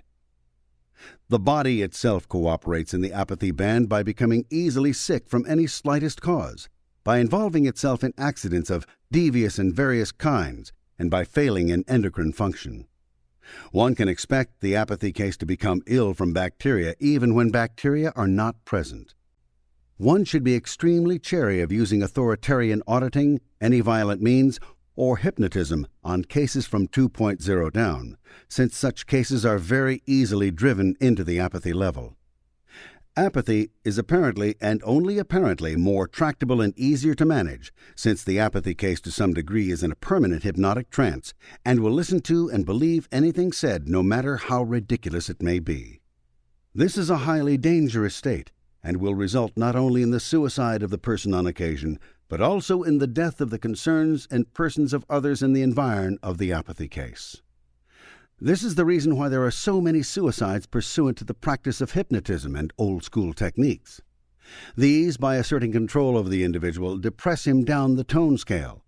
The apathy case is capable of such thorough lying that the individual may even claim to be better and appear to be better until one morning he is found a suicide. The apathy case can be very deceptive. The death of James Forrestal, who had been driven into apathy by overwork and fears, is an illustrative case not only of what happens when authoritarian methods and incarceration are used as treatment, but of the complete deceptiveness of which the apathy case is capable. Forrestal had not seemed so pleasant and relieved for some months as he did an hour before he threw himself from the tower of the Bethesda Naval Hospital and fell 16 flights to his death on the concrete and glass below. Thus perished one of the most brilliant managers and champions of the United States Navy. And other suicides, great and not so great, stacked like cordwood before the back alleys that block Dianetics. The auditor should be warned not to employ any authoritarian methods in processing. We in Dianetics are only interested in raising people on the tone scale and are not at all concerned with psychosis, neurosis, or psychosomatic illnesses. The auditor should be careful not to interbulate persons below the 2.0 line any further than they already are, but should be as non-directive in approach as possible to produce results. For if the auditor permits his pre-clear to drop into apathy, he has on his hands a much more difficult and a much longer case than a 1.1 or a forthrightly, howlingly angry 1.5. Remember, too, that in this social order, people from 2.0 down the scale are accepted commonly as sane so long as they can perform any seemingly rational acts in the environment. At 0.1 or 0.3, the individual also has a method of handling others around him. This mechanism is based upon the reasoning that if one disavows all possible dangerousness, the dangerous people in his vicinity will go away and leave him alone. As a matter of fact, hunters and soldiers rationally employ this mechanism as a last resort, and the mechanism occasionally works. Certain animals have this built in as a habit pattern. By an abandonment of all appearance of life, they hope to arrest the urge of the attacker to produce death. One should realize that all individuals below 2.0 have a tendency to look upon family, friends, and associates as menaces to life or aids to death. Real affection is impossible, but propitiation and pretense of affection are mechanisms by which one invites pity or disclaims dangerousness. People from 2.0 down live in an atmosphere, according to their own viewpoint, of potential death and murder. At 1.5, the mission is to cause the death of the dangerous entities by forthright acts of destruction. The 1.1 considers the family, associates, and environ even more potentially deathly, and so, seeing greater danger in them, uses more covert and devious methods to cope with and disarm these dangerous entities, and puts forth a smokescreen of helping and doing good for family, associates, and environ. Here also one finds the mechanism of championing the underdog. The underdog is not dangerous, and may be an ally one can use against one's very deathly environment. Anyone championing the underdog is projecting himself into the underdog and is making a covert plea for the rights of underdogs to live, in the usually not realized hope that he, as an underdog, will be permitted to go on living regardless of his acts against others. Following this ratio of the dangerousness of the environment as viewed by the individual, the environment to the apathy case is literally crawling with death threats. Every person, every object, and every act is considered to have in it a death intent. The kindest word, though apparently accepted by the apathy case, is yet received deviously in the full understanding that death lurks but a small distance behind that proffered help. This encourages the apathy case to act in a murderous fashion, and seems to him to give him license to pay no attention to any moral code or feeling of decency. The apathy case lives in a cesspool of impending slaughter and interprets anything done for him or her as something to be accepted warily. The apathy case quite commonly speaks of being killed, either of killing himself or of being killed by others. His attention may be so fixed in its unreality that he chooses but one murderer who is about to kill him. Or his concentration may be so scattered that he chooses many men, organizations, or things as potential murderers. The pretended death case has come to a point where he considers the environment so fraught with menace that nothing in the environment has any intent save to kill him, and that death is imminent. He has insufficient energy or reason remaining even to appeal for help, and indeed he considers that there is no person or object to which he can so appeal. And so he attempts to demonstrate to anything in the environment that it has won, and that he is already dead. By posing as dead, he imagines he can survive at least long enough to die a little less painfully than he considers he will die if he moves. Old and decadent races are commonly found to have the practice of willing death. An individual merely goes and sits on the edge of his grave until he dies and falls in. One can find such people any day on, for instance, Coal Hill, near Peking. The pretended death case has abandoned even trying to find any one menace and considers everything a menace. This state has the peculiarity of being unfixed. Possibly the most signal effect to rouse this case can be made by concentrating the attention of the individual upon a single and definite threat of death. Indeed, observing an honest and active source of death by raising the necessity level brings anyone up the tone scale, at least for a brief time. Thus, in war, cities which are under sporadic bombardment show a lower incidence of psychosis than cities which, far behind the lines, only read about the deaths in newspapers. The source of death has been so pinpointed as artillery and bombardment planes, and the source is so dramatic that attention can be fixed upon it. The source is also so simple that it requires very little effort to comprehend it. Further, such destruction brings with it many dead and disabled, over whom the erstwhile psychotic can loom, and so cease to occupy the tail end of the procession as target number one for all dangerous entities in the environment. For in treating wounded and dead, he can observe without having to reason very much that he is more dangerous to them than they are to him. An additional reason for this sudden upsurge of a city under threat is the uniting toward a common goal of resisting or overcoming a common menace. Nations which engage in war so unify their populaces. And this is an immediate revelation of the position on the tone scale of those nations which suppose they have to resort to war. For any reasonable and active nation need not engage in massed destruction to secure the cooperation of another nation. This is an insanity brought about by a position of 2.0 or below on the tone scale. The text corresponding to this column is long because it is actually a coverage of interpersonal relations. The rough rule regarding interpersonal relations, from which other matters may be deduced, is that reason and cooperation exist in an increasing quantity from 2.0 up, and that the direction of effort is survival. From 2.0 down, domination and control, overt or covert, are employed in handling people, and the direction of effort is toward succumb. People above 2.0 on the tone scale suffer from any and all association with people at 2.0 and down on the tone scale, and people from 2.0 down benefit, so far as surviving is concerned, from any association with people above 2.0. But the purposes are crossed, since individuals from 2.0 up do not want to be made to succumb and will combat any effort in that direction. And the individuals from 2.0 down do not wish to be made to live or create, and so resist any effort in that direction. Where reason will not swiftly resolve an argument between two human beings, an inspection of the position each of those two occupies on the tone scale will probably demonstrate that one is arguing to survive and the other is arguing to succumb. Or one is arguing to create and construct and the other is arguing to destroy or neglect. Because a person's position on the tone scale can be acute or momentary due to turbulence in the environment, or can be chronic due to entheta, permanently, except for Dianetic processing, enturbulated, one can observe in people below 2.0 when less enturbulated efforts to survive. And one can observe in people above 2.0 occasional efforts to succumb.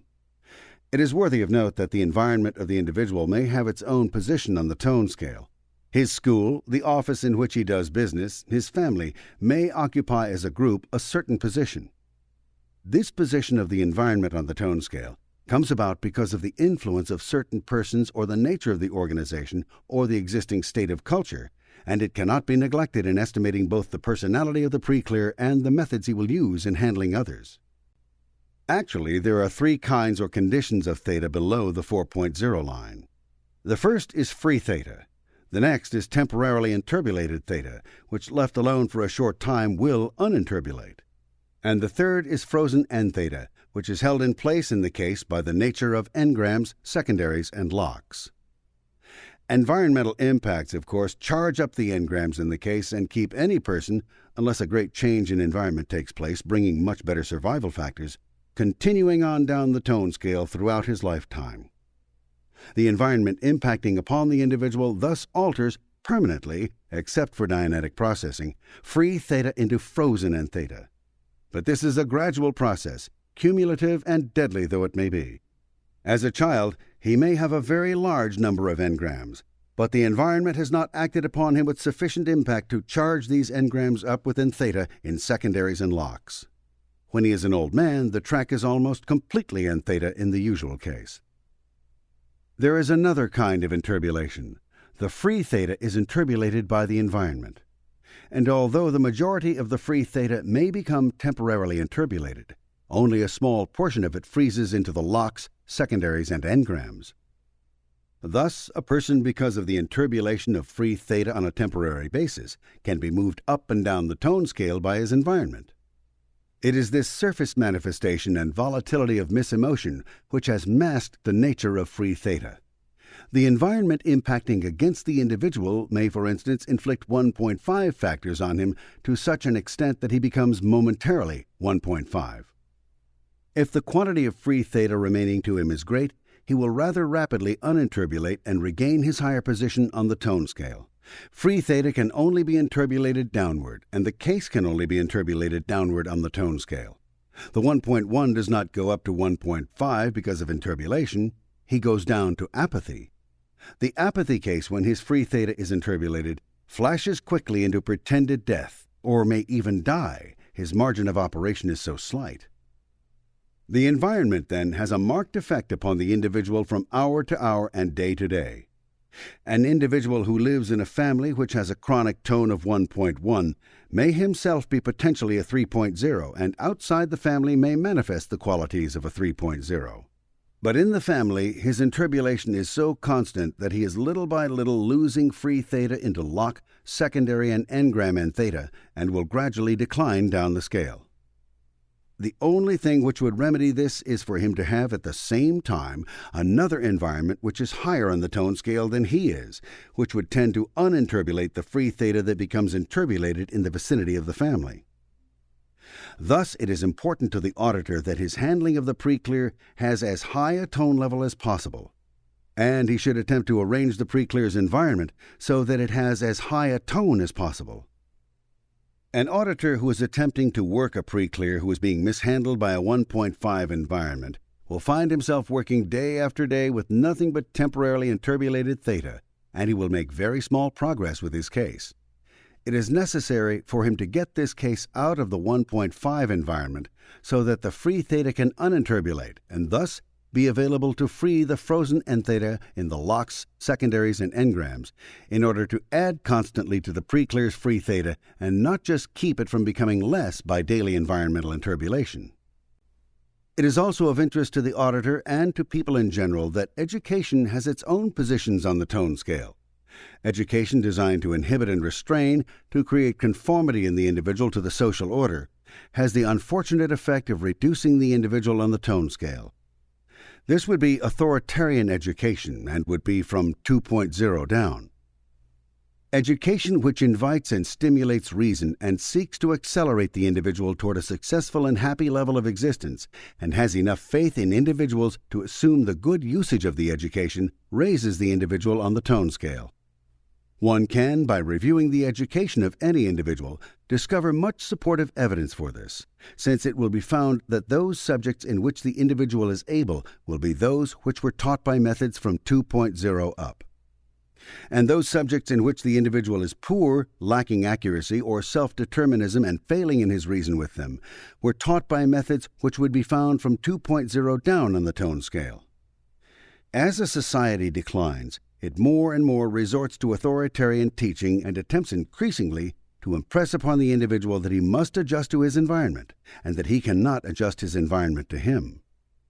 The educational process becomes one of semi-hypnotically receiving doughy masses of data and regurgitating them upon examination papers. Reason and self-determinism are all but forbidden. When we speak of people using various methods to handle other people, we must also speak of the methods which have been used to handle our pre-clear. We are interested in Dianetics in what has been done to an individual, not what the individual has done. This is not an effort to escape or alter moral standards, but is simply a statement of fact. The auditor who becomes interested in his pre-clear's motives and evaluations of his pre-clear's reasoning is not only wasting his time, but is trying to perform authoritarian therapy. What has been done to a person educationally is a very great concern to the auditor, since education can be so thoroughly suppressive that it and it alone, given engrams to charge up on the case, can move the individual considerably down the tone scale, as witnessed by the many vapid, will-less, and idle graduates of our universities. Knowing that education can be such a strong factor in the aberrating and suppressing of the human being is helpful in that, by lock scanning, he can pick up and de-intensify an education wholesale, with a resultant rise of his pre-clear on the tone scale, and without touching anything which could be dignified as locks, secondaries, or engrams. The whole of a person's education may be a lock. No words bitter enough or strong enough could be leveled at authoritarian educational systems, which, even though they witness in their parades of graduates, destroyed artists, hopeless and apathetic women, stupid and dull engineers, yet have made no great effort to establish and remedy the cause, their own authoritarian methods of education. Fortunately, a college education can be picked up out of a pre-clear who is in fair working condition in 10 or 15 hours. Wastebasketing this enormous and onerous effort on the part of mentally constipated strawmen and would-be Little Caesars on their lecture platforms would of course be an enormous benefit to the whole society. But in the absence of this highly desirable measure, the auditor can at least regain the free theta which has been tied up in the individual's education. The college is not the only destructive element in the educational system. High school systems are as bad, but they have as their subjects people who are still well enough up the tone scale to be able to resist, since youth is resilient. Grade school educations, particularly in their first years, are very likely to be authoritarian, and as they form the basis of formal education, they should also be addressed. And theta is best freed out of locks and secondaries from late to early, so that one should actually address present time and then earlier times, and then earlier and earlier, in his scanning and running of locks in order to arrive at the earliest possible times. Complete recall of childhood is so reached, and efforts to reach childhood without treating the rest of the life by scanning are normally defeated. By treating childhood alone, out of the mistaken reasoning that it was a highly aberrative period, an aberration which was planted by amateur philosophers and schools of mental healing half a century ago, one sends the pre-clear against the occluding force of the late locks and secondaries without giving him a chance to reduce them. One should not expect to be able to run a case by addressing the early portion of the case first, unless the case is in such a condition that he can get to basic and reduce it with most perceptics on. Education, then, must be run from last to first in order to recover it. Now, one does not ordinarily think of parental training in terms of education, and yet the whole business of gaining experience could be lumped under the heading of education. Common usage of the word denotes formal instruction, but it is no less education that mother, father, nurses, and other people in the home administer to a child. It is in the early portion of life that the most checks and the strongest authoritarian measures are used, since the child, through lack of data, is least capable of reasoning. These restraints compound continually, and much free theta becomes frozen permanently in locks during early childhood. This is along the educational line and is best cleared up by picking up the instruction closest to present time and lock scanning it thoroughly, then picking up an earlier period of instruction such as college, then picking up an earlier one such as high school, then an earlier one such as grammar school, and finally parental training as being the same general type of lock chain. In such a way, one will recover the general restraints imposed upon children and the general unreasonableness of most adults toward children. You can discover the way your pre-clear was handled as a child by investigating the way he handles children. But this has a limited value, since he is normally, if he had a bad childhood, in an ally's valence, and the methods he uses may be those of the ally rather than the overall methods of the family. But in many cases, the pre-clear is following the advice of doing unto others as has been done to him, and this is true in other things than childhood. Educational systems which have been used on your pre-clear had their own positions on the tone scale and tended to freeze the individual at those same positions on the tone scale. Thus, we could have a child whose home life made him a potential 3.0, but who was educated in a 1.1 school. The education would tend to bring the individual down the tone scale to 1.1. The values he has been given for various facts and actions of other people, and the methods he has been taught to use in the handling of other people, have been educated into him by some educational system. Thus, if you attempted to clear an individual and bring him up the tone scale without giving a thorough address to his education, you would have, even with the bulk of his engrams and secondaries gone, an individual who hung very low on the tone scale. It requires a very little bit of work to correct this, and the work should not be neglected. Otherwise, your individual will continue to handle people and to act in his environment along the tone level where he was educated. It is highly doubtful that any pre-clear exists in the civilized world today who has been educated by a system above 2.0 on the tone scale. In keeping with this educational theme, its aspects in processing and the way it influences the pre-clear in his handling of other people, one should carefully scout every case for the lowest toned individual in the environment of the pre-clear at any time during his life, and find any later individuals who approximated the earlier individual.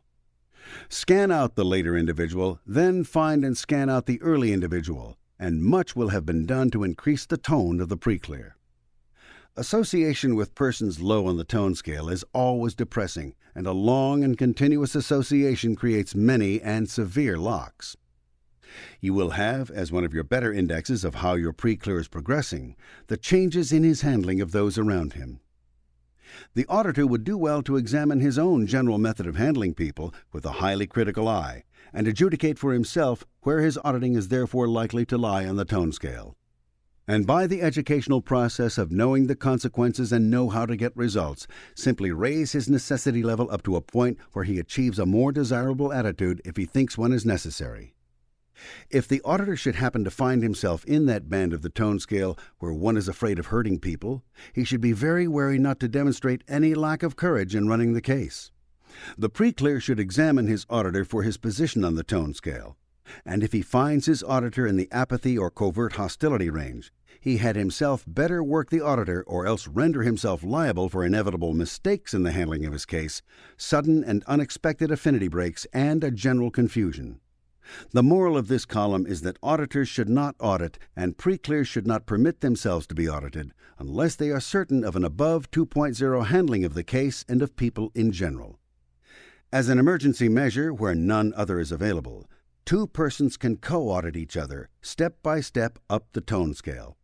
But unless a parity is maintained, one of them will suffer and a good release or a clear will be impossible to attain, which is thought to be the difficulty so far experienced in Dianetics where the making of clears is concerned. Chapter 28, Column Z, Command Value of Action Phrases.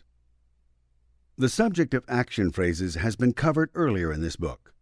Action phrases are those which seem to order the pre-clear in various directions. If the pre-clear were standing in a room obeying orders, and if he had means of raising and lowering himself, action phrases would act on him as follows. If he were told to go up, he would go up. If he were told to go down, he would go down. If he were told to go in two directions at once, he would become confused. If he were told not to move, he would not move. If he were told to pull himself into himself, he would try to shrink. These, in essence, are action phrases. The action of the individual on his time track, back through his past, is sometimes directed by action phrases appearing in his engrams. He does not have to obey these phrases in order to be processed. Indeed, the auditor should discourage him from obeying them. It is not necessary to prove the validity or value of an engram by proving that one can react to an action phrase. The action phrases are bouncers, such as get up, get out. Holders, such as stay here, don't move. Misdirectors, such as don't know whether I'm coming or going, or everything is backwards. Down bouncers, such as get under or go back. Groupers, such as everything happens at once, pull yourself together. Callbacks, such as come back, please come.